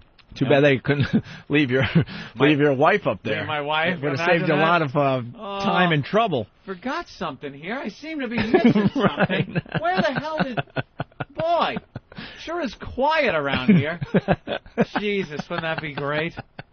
Why couldn't they remember my vacuum and my WAF jacket and leave her there? Yeah. Oh, they remembered to bring her back home with you. Oh, certainly did. What a nightmare that was. You know what had happened also? I had to go back. I had to come down to New York. She had to stay up there and supervise the move. Mm-hmm. And, I guess supervising the move in between shots of Jack Daniels might have been a little stressful. While we're looking through binoculars at girls changing. Yeah. Hey, at least make sure everything's out of the apartment, for God's sake. Open up the hall closet. Brand new vacuum cleaner. My AAF jacket. Remember that ski jacket I was so proud of? It was the first radio station I ever worked at. Mm-hmm. First colors of the radio station. You're very proud of that. Yeah. Guy, brand new in radio. First yogurt cup that I ever scraped, I had kept in there. We just got to get the rest of the goodness out. Wonder why you have no friends.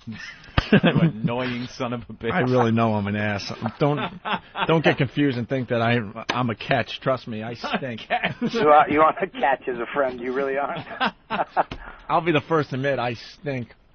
Anyway, go ahead, Ant. Yeah, I'm just done. I just remembered how awful that was, and they broke so many things and just lost things, and they drop it off and leave it. And there's no way you can actually go through the boxes while they're there and go, oh, you broke this. So you have to wait and fill out a claim form. And then I sent it up there, and the company was like gone or something. It didn't even acknowledge the complaint form that I wrote. Just a bunch of crooks, the movers. But it does beat loading it up with your friend in a U-Haul. I did that. I went back. Everyone has gone that route. When you're younger and you can't afford anything, you load your shitty furniture up in a U-Haul. I had to sell stuff. I had to fill the U-Haul, and as I was filling it, sell shit that didn't fit. Oh, I just break it out front. I don't even. When you're in L.A. and you get a bunch of Mexicans that will buy anything for $5. Bob, this is how much of a dirtbag I am.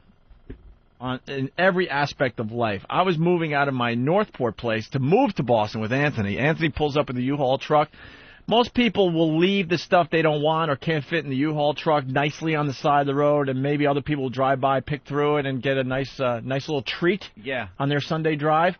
I smashed things so no one could take any of my stuff off the curb. You really are. Well, for God's sake, Opie, AAF was paying for the move. Now, I could kick myself in the ass because I could have hired a goddamn mover and had AAF pay for it.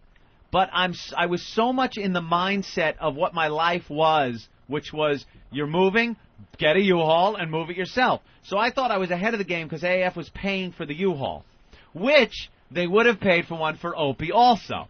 But Opie goes, dude, just leave a little room on the back of yours, and I'll just throw my shit on there.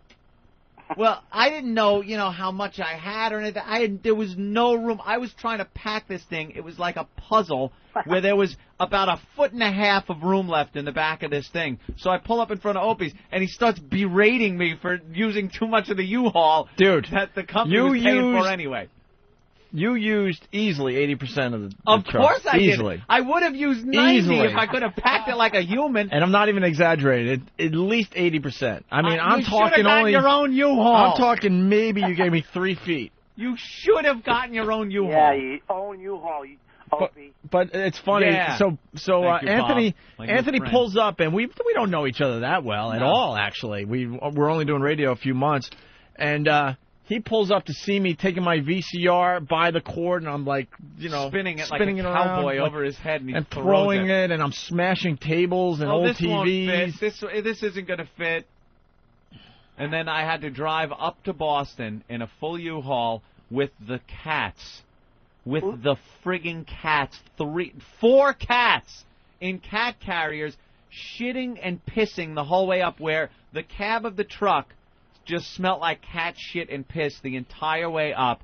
And I was drinking and I'm stuck in traffic. The drive that normally takes about, I would say with a U-Haul, it would probably take a little over 4 hours. It took 8 hours to get from New York to Boston. I was drinking Jack Daniels and beer the whole way up, where I'm driving down the Mass Pike with a truck full of stuff, completely intoxicated. Why did you have 4 cats? Do you have a freaking lesbian roommate? Oh, please. I had the ex-wife. Loved the goddamn cats. I fucking hate cats. 4 cats. We started with 1 cat, and this is how it works. We started with 1 cat, and then she saw a kitten next door and was like, oh, can't we have this? And if I said no, it would have been like, forget about it. Another World War month-long argument. 18. So I'm like, okay, we have a male cat. Yeah, let's get a female cat. All right. We get the female cat, and within, a week, that cat's pregnant, has kittens, which she decides to keep 2 of. Now I'm the crazy cat person of Huntington. I got 4 cats. Just, you know what it was like to go through a laundry bag? Like, I used to just take my dirty clothes and throw them in big garbage bags, and then go down to the laundromat next to the bar and sit there and drink while your laundry's being done, and then half-assed version of folding it. So you'd wear wrinkled clothes all the time. Do you understand now why I like dressing a little nicer? I went my entire life dressing like shit in shit clothing. And here's the point. You would open up the bag of clothes, because I would never have a dresser or put it away. They'd be folded in the plastic bag on the floor. You go to pull a shirt out, you put it on and go, what's that smell? Oh, I know it. Right, that's cat piss. That's what it is. It's cat piss on my clothes. And you just see this big streak of yellow down the whole pile of clothes. And it's just piss. And thank God the smell of cat piss is so easy to wash out that you never notice it again. Oh, that's great. Nightmare. I moved a cat from Buffalo. This was before I met you, when I was doing Buffalo radio, making a whopping $14,000 a year. Yeah, but that's Buffalo money. I had no money whatsoever. And the country up there. I rented a U-Haul to get my stuff and my Honda at the time back to New York, right? And I had a cat that I had to bring back to New York. And the cat, I didn't have a cat carrier. I just said, fuck it. Let him go. Let him go. It's an 8-hour ride or whatever, especially in a U-Haul. It's a long ride. The cat decided it was scared shitless that it had to hide under the brake pedal.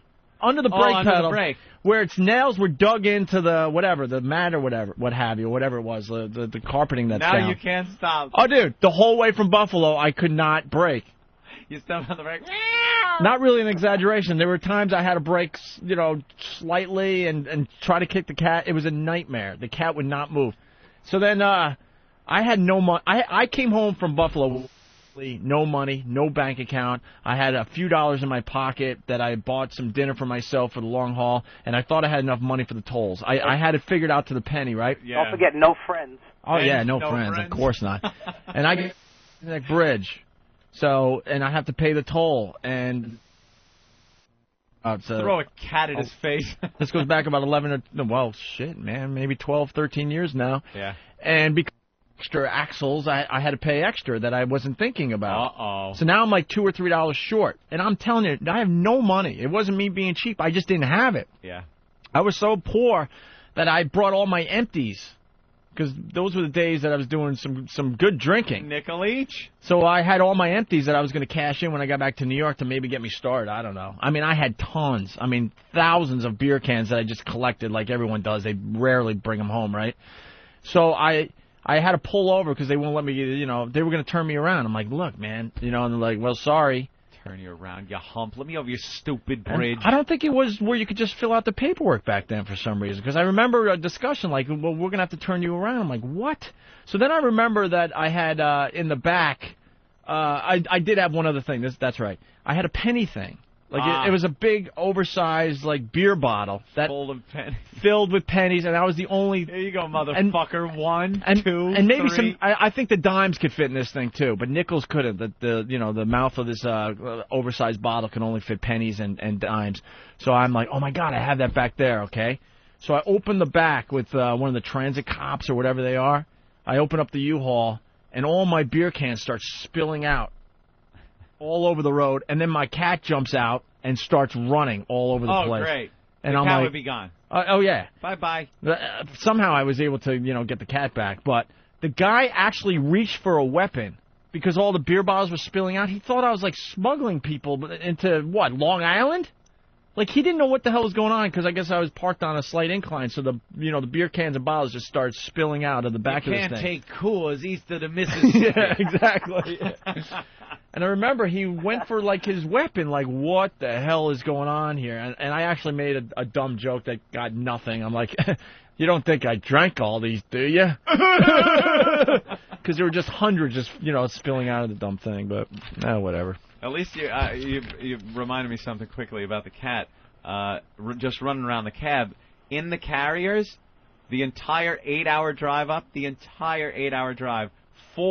picture this 4 times.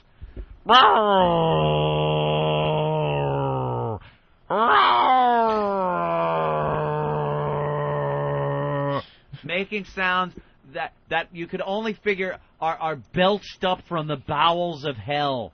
The cats hated the Carriers and let you know it the entire way. Yeah, and then the X. Pat on Long Island, what's up? Yo, my wife, she wanted a cat, and I'm like, nah, I don't want no fucking cat. She's like, no, they take care of themselves. You don't have to walk them. They, kitty litter box and all that shit. So I was like, all right, they take care of themselves. Like 2 months later, the cat got bit by another cat, and it caused a boil, right? And the boil popped, and you could actually move the skin and see the muscle and shit underneath it. It was disgusting. Holy Jesus. Yeah, and so she's like, oh, we have to take it to the vet. It was like 2 o'clock in the morning when I noticed this. I'm like, fuck you. The cats take care of themselves. Tell them to get in the car, drive themselves to the fucking vet, and take care of this Take shit. care of themselves, my ass. I hate cats. I was brought up a dog person, and it turns out I went to an allergist, and I'm definitely allergic to cats. Really? And this cat I got in Buffalo was infested with fleas. If you look close at my arms, there are scars from flea bites. From fleas? Like, you wouldn't believe. I could not get the fleas out of my tiny little crappy apartment in Buffalo. I tried everything. I bombed the shit out of it. Fleas, the worst. And every time you get bit by a flea, people out there know, it's like 5 days of just agony. I don't know what is in a flea bite, but it'll drive you nuts. It'll drive you almost to suicide. Same thing with my And then they just start healing slowly, and then you'll get another one, and you can't get the damn fleas off your body or out of your apartment. Put on white socks, and they were just speckled with black. Speckled with black. And you're like, what is holy shit, there are fleas all over the place. You lay down, or I would go to get out of bed. You put your feet down on the carpet, and they start jumping on you immediately. Your ankles are covered in fleas. And I'm like, oh, this is great. Thank God the love of these cats more than makes up for the pain in the ass that they were. And then every bite takes forever to go away, and it's just agony. Fleas and pissing on stuff. And there was one time up in Ashland when I lived up in Massachusetts. We lived on the third story of the apartment building. And the cats used to fight each other constantly, running around the apartment. And the two smaller ones, the ones that were the kittens that were kind of growing up, one was on the windowsill and one was stalking it from the floor, jumped at him from the floor onto the windowsill. They both went through the screen and fell out the window. And I'm just sitting there going, maybe they're dead.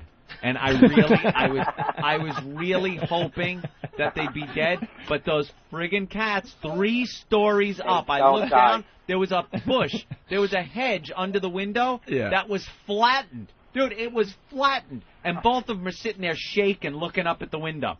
Like, what happened? And the ex-wife is like, oh, run downstairs again. I go downstairs, and there they are. Fine as ever. Not a problem. Not even a bruise. I was so hoping. I used to have a cat that used to jump out on the 3rd floor porch, and I used to make him jump from the middle window, and he used to have to, like, leap out. So one day I was like, let me open the other window that's right out to the porch, and I shut the middle window, but this dumb cat was so used to jumping to the middle window. I'm sitting there with a girl on a date. I let the cat out, and it jumped back through the middle window and just smashed into the window and fell 3 stories down. I looked out, and the son of a bitch was just lying there like a fucking asshole. Just fine. I was like, it scared the shit out of me. I heard bang on the 3rd floor. I thought somebody was trying to break in, and this friggin' cat just fell 3 stories, and it was fine. They're amazing. I hate cats. Oh, another thing about cats. Hey, Bob? Yeah. I think we could be friends. Ooh, that's a good one. I don't want to be a friend now. How about this one? Is that Jim Norton on a date? When they're hacking up the hairball, and then it's like a grenade that's ready to go off. You got to pick it up and try to move it somewhere where it's not going to ruin a carpet or the furniture. They're up on your couch going, huh, huh, huh. They start doing that heave thing. You pick them up like a hot potato, and you got to throw them on tile or something. That when they finally hack up that wet tribble, it's not going to ruin something. Hey, a couple things really fast. Big Duties from Jersey. Big Duties, Jay. Sorry, Jay. Anthony doesn't have friends because they have germs. Yes. And then this friends coming in are full of germs. This coming in from Judy from Boston, Anthony. Judy! Opie, I still consider you a friend, even if you did break my Hummels and my dog. You clumsy ox. Opie. Opie lived at my mother-in-law's house for like 9 months. I was out of there in 2 weeks. We both lived there because we had to move up to Boston on such short notice. And my mother-in-law lived there. She had some room, so we figured we'd live there. Me, my ex, and Opie had his own room and everything. And me and my ex are like, all right, I can't take living with your mom. And she was like, I can't take living with my mom. So we found a place immediately. Opie stayed there for 9 more months, living with my mother-in-law, breaking her shit. Like, he'd walk with the phone, and the phone cord would be knocking over these Hummels that she had for years. Hold on. Explain the phone cord, though. Oh, God, you don't see phone cords like this It was ever. like, am I lying if I tell you it's 30 to 40 feet? It could get you from one end of the house to the other. Yeah. And it was all rolled up, like, when you hung it up, it had rolled itself up into a beach ball-sized tangle. So as he walks away, this wrecking ball is swinging, just knocking down everything. Yeah, because half the telephone cord was in a knot, you know? So it was a perfect wrecking ball, you're right. As part of the knot, like, springs out, the wrecking ball would fly back toward the phone and break anything on the table. So it's like, oh, one of my Hummels seems to be broken. Where? I had the... Where?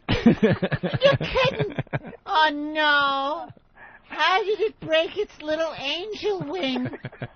There's Opie trying to glue it together. My snow bunnies are broken. You know, people hate me, and they should. What happened to the arm on the I love you this much, Hummel?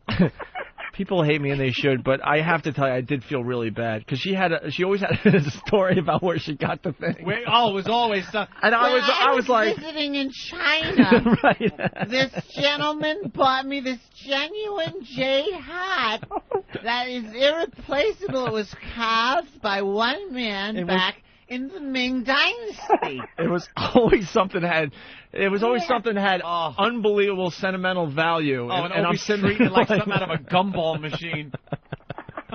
You're horrible. Mr. Klutzo. Oh, but she loved him. She loved him. Didn't matter what he did. Matter of Broke fact, everything. when Anthony had his demise with her daughter, she still hung the Opie and Anthony posters in her basement, but cut out Anthony. Cut me out. Remember we had a big poster made up, and it was the cover of our CD Demented World, and it's me and Opie, and she left it hanging up, but just cut me out of the picture and left Opie and nobody. Go to the basement, just X'd out photos of you with knives in them and says laces out. All right, well, I don't know where we're at. There's a million people that want to talk about cats. I don't know how exciting. Cats stink. I gave my we cat all know to a they transsexual stink. before I left Boston. Horrible pissing on you and I found my cat on the highway on the white line. alive. A bunch of dead baby cats in front of it. Someone just threw them out the window. And then this one was live. I picked it up, took it home, but that's when I lived with the 6 retarded guys. Yeah. So this thing grew up in shell shock. Anytime you went near it, it just ran under a bed. All right, we'll take I had one. a little cat, Smokey, once when we lived in Central Islip, and my father told us Smokey ran away, and didn't even have if you're going to say Smokey ran away, how about being a good pop, walking 1 block down the road to check if it's not dead there somewhere? Because the next day I went to play, and I found Smokey covered in maggots with a flattened head. With a completely, paper-thin, flattened head. The body was all bloated, and maggots crawling on it, and it was Smokey. Your father's boot tread on its head. God. If Smokey ran away, walk around, see if dead Smokey's around, and throw it in the woods or something. Let's go to Scott in Tennessee. We'll take one more call here. Scott? Hey. Hey. What's going on, guys? What's up, Scott? Hey, just a quick story about when me and my wife first started dating. I fucking hate cats. I'm like most heterosexual males, I think. And she had a cat. I fucking hated it. I'd go over there. I'd leave her house, go to work, and have cat hair all over me. Yeah. And I spent the night over there. Uh-oh. Oh, boy. Well, he brings up a good point again. The cat We lost hair. you, Scott. Call back. Scott? Cat hair never comes off. It doesn't. You wash it, and it just balls up and sticks in balls onto your clothes. Horrid. All right. They call them dust bunnies. Ah, there's dust bunnies under the bed. Where? Where? I got dust bunnies. Get me the Swiffer. Where's the Swiffer? I gotta pick up the dust bunnies under the bed. My Hummel's missing an arm. You're kidding? How did it happen? The phone? The Queen of England gave me that friggin' Hummel. Hummel. I can't believe it, Opie. I can't believe it. That was great. This was a gift to Abraham Lincoln. I can't be friends with you, Opie. You broke my Hummel. Oh, she would always have me doing things. When I used to work for a living in air conditioning, every year I'd have to go up there for Christmas, and she would have things for me to do. It's my friggin' vacation, and not vacation from this, which is, playtime. From a real job. I'd get up there and she'd go, we have to go to Sears and pick up a garage door opener. I'm like, okay, I'll go to Sears and pick it up. So I pick it up, we get there. Okay, now could you install it? And there I am installing a garage door opener on my Christmas vacation. I want the genie one. The genie, the one with the corkscrew, not the chain. This one's silent. I want to hear if Opie's banging around and knocking anything over. I want to hear if he's kicking my dog in the liver. Get the silent one. Oh, I was like, can I please program this so that when she drives through, it crashes down on a windshield? Oh, yeah. She was a nice lady. Where? How did it happen? I like Judy. The garage door hit the car. You're kidding. My torso's cut in half. Looks like one one of my humbles from awful clumsy Opie. I like Judy. So he was a good sport. I didn't have a problem with So Judy. what if she couldn't figure out which condo was hers every once in a while? Oh, my God. The one story, she got so tanked We ever once. tell this one? No. We never told this one, huh? She got so hammered once that she thought she was at her own apartment, and it turned out it was a condo complex. So, you know, you got the condo, and then you have the left condo and the right condo, and you go up the stairs. If you're on the right side of the building, those are your stairs. The left side is someone else's. And all of a sudden, you're in an apartment that is yours but completely reversed. She walked up the stairs and walked in, and what was going on was like some teen, their parents were gone, so there's like a kegger going on. So here comes this old woman, just hammered, walks in the door, and passes out on the couch in the middle of a kegger. And, you know, hopefully everything was fine and dandy and they left her alone, but I think the daughter of the guy that lived there had to wake her up and send her back next door. She woke up with "I love cock" on her forehead. Jesus. She used to love the Grandma Ye. I want Grandma Ye. We used to go, we've told this story before, quickly. We used to go out, me and Opie and the ex and Opie's girlfriend and Jay from Framingham, and we'd go to the North End and have dinner up in Boston. And right at the last minute, it would be like clockwork. We'd all planned to go out and have a good time, and my ex would go, well, Mom wants to go, so, you know, we're taking Mom also. Jesus Christ, because I know what this means.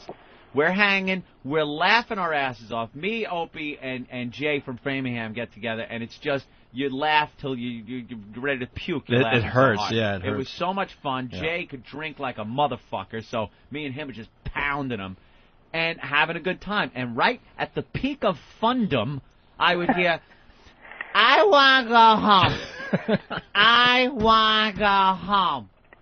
And there was my mother-in-law, want to go home, and Jennifer looking at me going, Mom wants to go home. And I'm like, son of a bitch. Well, I didn't want to have too much fun, so let me get in the car. And I'd be like, okay, a few more minutes. And the torture thing was, I knew if I stretched it a few more minutes, it would be more of a hell ride home. It would be more, I want to go home. And before I was familiar with the area, I'd have to have Judy give me the directions. So it was like, take a left over here. And then I'd be completely lost. Go around the rotary. Go around the rotary, take Bob. the third exit. Now go here, make a right. All right, now make a right, and now take the next right. Judy, that's a left. 3 rights make a left. And then she informed me, I don't make left-hand turns. So I only turn right. Yeah, so her directions are all based on the fact that she only makes right-hand turns. Really fast, this is something that just makes Anthony and I laugh to this day, but when we first moved to Boston, we didn't know, like Ann said, we didn't know the area at all. No. And one of the first weeks up there, we had to catch a plane to L.A. to, like, do our show from the, quote, the Grammys. That's a story in itself. And we had to go, what was that place called where they shuttle you to the Logan Airport, Anthony, the bus thing? Yeah, the Logan Express. Logan Express. So we asked Judy if she could get us to the Logan Express, right? Yeah. Bob, I am not lying to you. It took well over an hour to get to this Logan Express, and then I just figured, that's how far she is from this damn thing. That's how far it was. Turns out because she didn't make any left-hand turns, that this place was probably being safe a 15-minute ride tops. Tops from our house. Like, when we finally started to get to know the area, there was one day we're driving to work or driving somewhere, and I go, oh, my God, Anthony, that's the Logan Express that we had to be driven to that first week when we were in Boston. I thought it was so far And we're away. like, this thing is no more than 10 or 15 minutes from our house. What the hell did she do? But it's all these back roads taking nothing but rights until she made this huge circle and got us to the place. Yeah. All right. I don't know what's going on. People are reminding us that they heard this on Best Of or something. We don't know Oh, what's on recently? Best Of. We're away, you idiots. Oh. We're away. That's why it's Best Of. I'm sorry. All right. The clicking is driving who nuts? Oh, Jesus. Sophie clicking. All right, Bob, thanks for calling in today. Bye, buddy. We got his clip, and we got to play his clip. Come but on. we have Pat from Menaki outside. Fuck Pat. I'll call in. I'll call in later the week. Well, could you just come in? Yeah, I'll come in. What day? Tomorrow? Yeah, all right. I'll come in tomorrow. I broke my leg. I broke my leg. I broke my leg. I love hearing that. I got to find out how many times I say dude. Dude, yeah. Dude, I broke my leg. Dude. Dude, I broke my leg, dude. You hear Dane plug you guys on Jimmy Kimmel? Yeah, it was very cool. We talked about it. Tell Dane thank you. That was very cool of him. That scooter race looked hysterical. That's great that he didn't say my whole name. He just said Robert. Robert. He didn't even know me. It's like he hired me. You said Opie and Anthony. You didn't even know that you put him over on that scooter? No. That was hysterical. You went to give the extra push and totally fucking made him do an endo. Well, we were racing him. That was the first. We just got on him, and we did a race. And I jumped the curb to cut in front of him because he's like, 100 pounds lighter than me, so he's flying. And I just kicked off and kicked that freaking wheel right out from underneath him. He's 100 pounds lighter than you, and he's also 6 inches taller than you. Yeah, but my dick is huge. All right, well, I can't believe I got to tell you this, but could you please come in tomorrow, Bob? I hate that I have to say that to you. Yeah, but Opie, we're fine on the radio. It's just at Starbucks we're not friends. It's after the show gets It's off after the the air. show. And when the mics go off in the studio, then I awkwardly hey, you're having a good appearance, Bob. Yeah, good seeing job. you. You can't make eye contact with me. Right, shut up. Like I sucked your cock when we were 13 or something. Yeah. We never talked about it. Save that one for your therapist. All right, man. All right, there he goes. Bob Kelly, very funny guy. I'll talk to you guys. Later, Bob. Does some great stuff for our show. Anthony, it's Gamefly.com. Oh, yeah. Gamefly, this thing is so easy. You send a game back, and the next game on your queue list is automatically sent. It only takes a couple of business days to get to you. Basically, you're renting games online. Yeah, good deal. If you want to check out the game before you buy it, you could do that with Gamefly.com. It's easy. Go to Gamefly.com to get signed up. It only costs $21.95 a month. But you can start with a free 2-week trial if you want. There's no commitments, and you can cancel anytime. Start playing the latest releases. All those games you wanted to play, do it now with Gamefly. And there's another reason to check out Gamefly for the month of May only. Wait a minute, what day is it? I think this is the last day of May, so this is it, guys, if Today you want in on only, people. Anyone who signs up for any of their prepaid video game rental plans are entered into the Gamefly.com PSP a day giveaway. That's right, you sign up any day in May, which is one more day, and you could win one of those cool Sony PSP handheld devices. At Gamefly.com, you got over 2,500 titles to choose from. All the platforms, Xbox, PS2, GameCube, blah, blah, all of them. 2 games at a time, if you want, sure. No shipping either way. And keep the games as long as you want with no late fees. That's it, Gamefly.com. That's Gamefly. You really need to spell that out. .com. Do this, Gamefly.com/XM. And that lets them know that, you did it because you heard it on us, and they'll go, wow, look at all the people O&A are driving to us. What day is today? 31st? Oh, my God, this used to be 30 days has September, April, June, and November. All the rest have 31 except for February, which sometimes is really fucked up. Has We got an 28. extra day. This used to be a very important day in my life. I just realized that. Now it's just another day. A date with Barry Williams Day? What? No? It used to be a very important day in my life, and now it's just another. Was it an anniversary? It's just another one of those days. Was it an anniversary?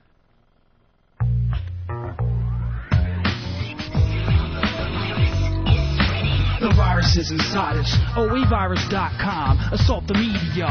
It's time to drop bombs. We're just pests. You can't exterminate with Black Flag. Your web page just got hijacked by Whack Bag. The gag order's gone. Time to go to war. Steve sees napalm burning down your door. It's hardcore. Apart from whores who dump on Norton's belly, the only other girl in his life is Bob Kelly, not you. When he was a kid, he sucked cock too. These 2 obnoxious shock jocks might shock you. Ass coward, he don't want to get involved. Slip in your PJs and light a Java log. Spread the virus. Spread the virus. Spread the virus. Spread the virus. Spread the virus. An Anthony Show.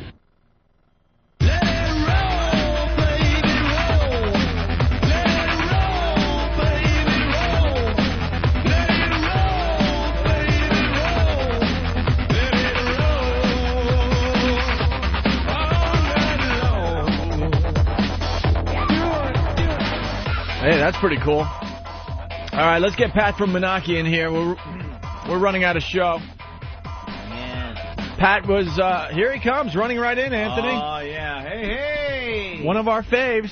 Oh, can I see That's the trophy? the trophy, wow. huh? Yep. Yeah, that's pretty big. No, don't smash it, Opie. Wow. Are you I thought he was nuts? going to do it.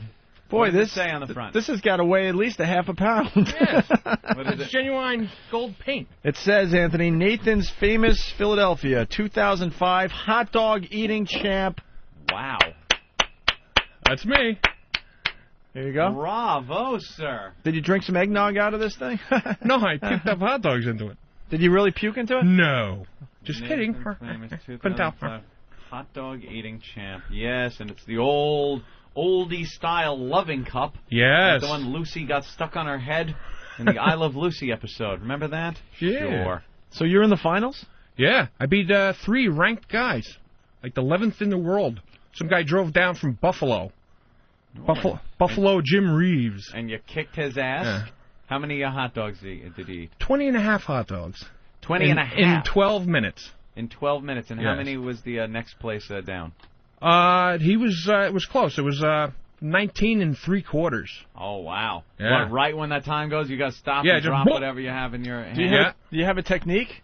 Do you wet them down? Some of the guys wet them. Yeah, I learned that from the last one. Last one I got 15, and I improved my technique. Because I noticed everybody was dunking them. So I started just eating the hot dogs and then dunking the buns, but that got monotonous, so then I just dunked the whole hot dog. Yeah. So I plan on improving in Coney Island. Now, And there's pictures all over the website, foundrymusic.com and opieandanthony.com if you want to see Pat in the contest. Now, what is the record there for the one that they do at Coney? Ooh, that's the Japanese fellow, Yep. Kobayashi. 53 and a half hot dogs. And how long? He pretty much been winning it for the last 4 years. Yeah, this guy, and he's not a big guy. I know. The closest American is Sonia Thomas. She does 33 hot dogs. 33. And, Yes. and how long? 12 minutes. It's a 12-minute So it's a contest. 12-minute contest. And you did 20 and a half. And a half. How many more could you do? Were you holding I don't back? know. I didn't think I could do well, I was hoping to do 20. 20's respectable. They call that doing the deuce. Doing the deuce. Yes. There's a whole lingo. I like that. I'm an official member of the IFOCE. I'm a competitor. The International Federation of Competitive Eating. Wow. I'm an athlete.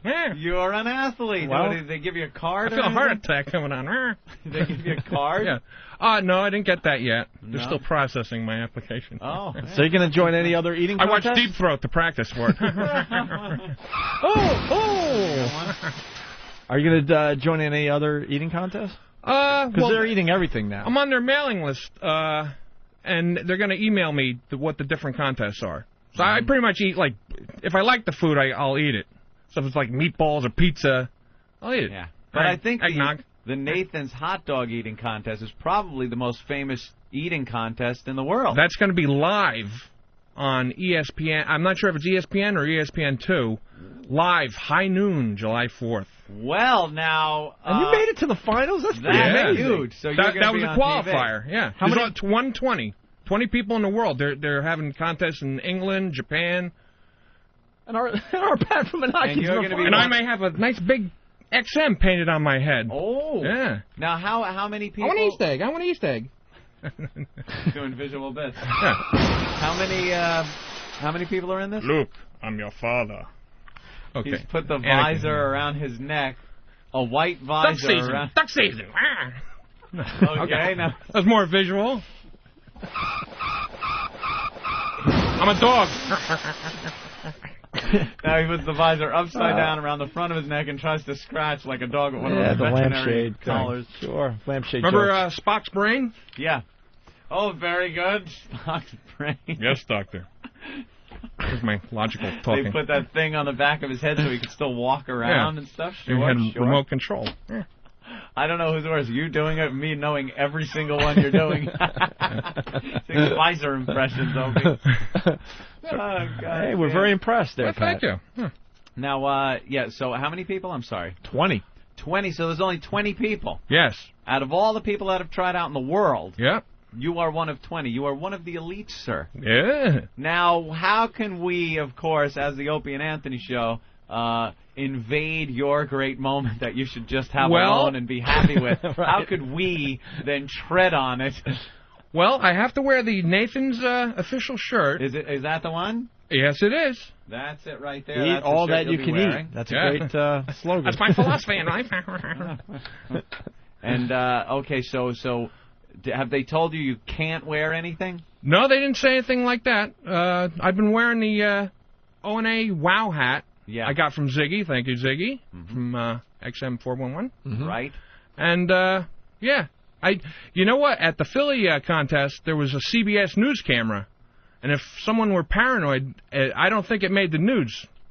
Because they were filming it, and then they didn't even notice. I gave Steve some video, and they didn't notice me till I had 15. And my friend was yelling, "Pat from Moonachie has 15! O&A Party Rock!"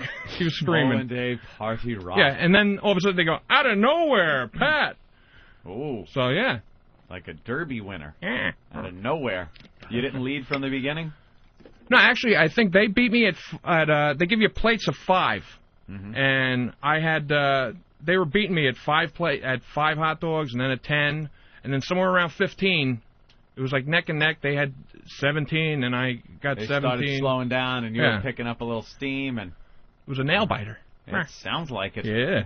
A hot dog biter.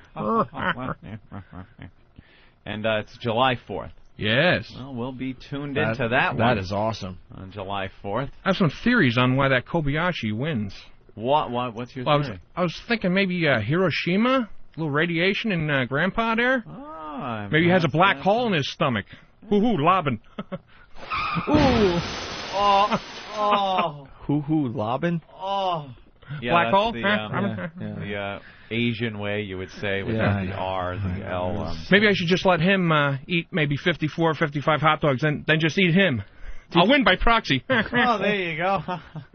So how many more you really think you could eat? I don't know. When they were announcing the names, everybody had a moniker. Buffalo Jim, Humble Bob, and Brian Yellowcake Subich, or as I like to call them, losers. I was like, I ain't going to win this. But then I just kept going. Yeah. What's going to be your... Do you have a cool, name that you can... Well, I was thinking either Pat from Moonachie, and then I tried out a little character you'll see on the videotape. I was going to be Mysterioso.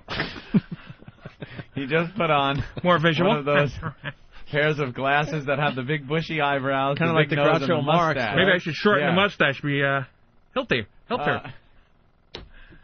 What's in these hot dogs? All right, Jesus. Uden. All right. Never mind. Anti-Semite. That's very funny. I love that shirt I got the other day when you guys were handing out shirts. Nice larges. I was going to come in and say, "You want to make out?" Oh, really? Yeah. It was a belly shirt for you? Yeah. Oh, yeah. A little. Put it on my G.I. Joes. Well, you should. We have some more of those. You should put one of those shirts on and we get a picture for the website. That'd be hilarious. Oh, yeah. Because Norton has that picture More where he did the belly. fodder. The belly shirt. And Yeah, you could do that. See, that's what Norton did. Oh, yeah. That's a classic shot that's up on a lot of the websites. So, All right, you got some news there, Pat? Oh, as a matter of fact, I do. All right, I think we need our news ticker. My typewriter. Typewriter. Oh, maybe I should do it as baby news.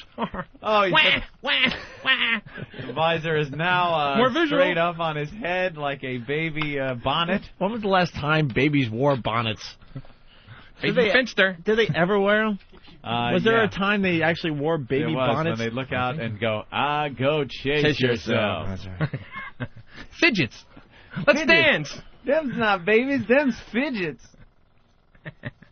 Why you?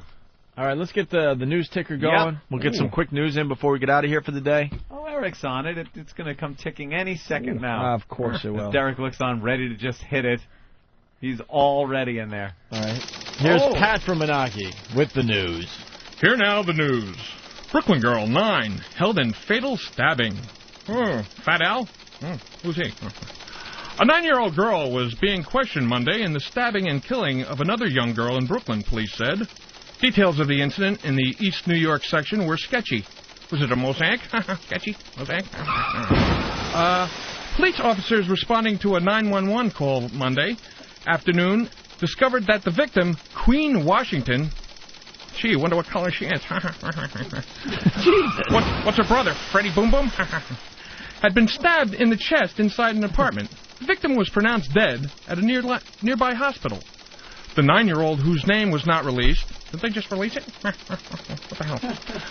Was taken into custody. Oh, the other one, the stabber, not the stabby. Was taken into custody and held at the 75th. Oh, geez, I can't read for 75th Precinct Station House. Police spokeswoman Officer Janara Everleft said officers recovered a knife used in the stabbing, she added. This just in from Steve from FoundryMusic.com. Yeah. Pat's popularity clock, 1457, 1458, 1459. Steve is harsh when he wants to be. He's on himself. Police said the two girls were not related. My laughs are in the parts per million. Anyway. Cops. He beat and chained wife. Had leopards in cellar. Dix Hills, Long Island. Dix. Police arrested a Dix Hills man Sunday who allegedly beat his wife and chained her to a wall and kept 2 leopards in his basement. Were they deaf? Deaf leopards? Get it? Okay. The 50-pound leopards were kept in a basement room and allowed to roam the house. They came in contact with the couple's 4 young children, ages 2, 4, 7, and 8, Suffolk County Police said. Anthony Barone, 34, was charged with reckless endangerment for letting the leopards near his family.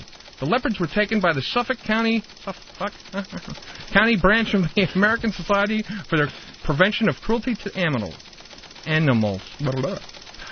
Police also said Barone punched and kicked his wife. Would you get lippy? Anastasia Barone on May 20th, breaking her nose. Ooh, gets better and better.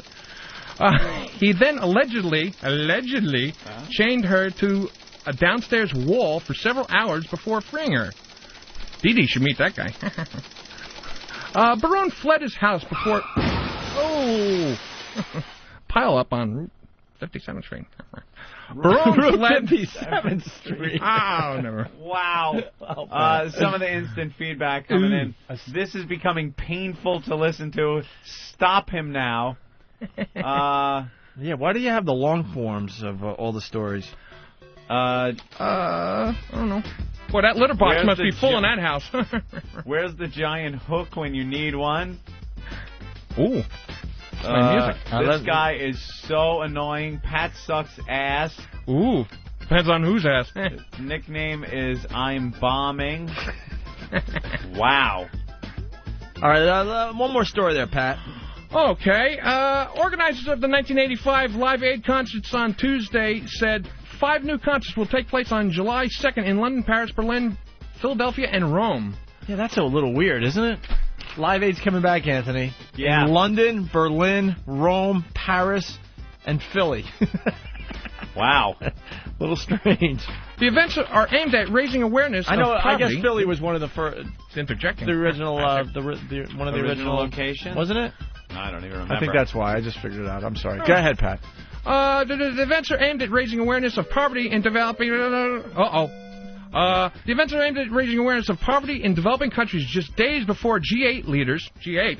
You sank my battleship. Meet in Britain. Organizers didn't immediately announce which artists would perform at the concerts, which will be free and not are intended to raise funds. I guess they found a cure for AIDS. Not you! Thank you, Pat. Thank you. All right, Pat. That's it. Wow. I'm done. I'm finished. Well, we'll talk to you before the big contest. Yeah. Maybe a trial run a couple weeks before. Mm-hmm. Not a Get bad a bunch idea. of hot dogs? Huh. Not bad. We should do a trial run with him. We should see how many he can do. Anthony, we have to say goodbye to one of our interns today. Ricky, who has always stood out as an intern here on the show. Gets the food and stuff, and has been a fixture around here for a couple of months. That's right. Apparently, his internship is up here. And Rick, you have my number. Don't lose it. What up? That's it. Party is over. Everybody go home.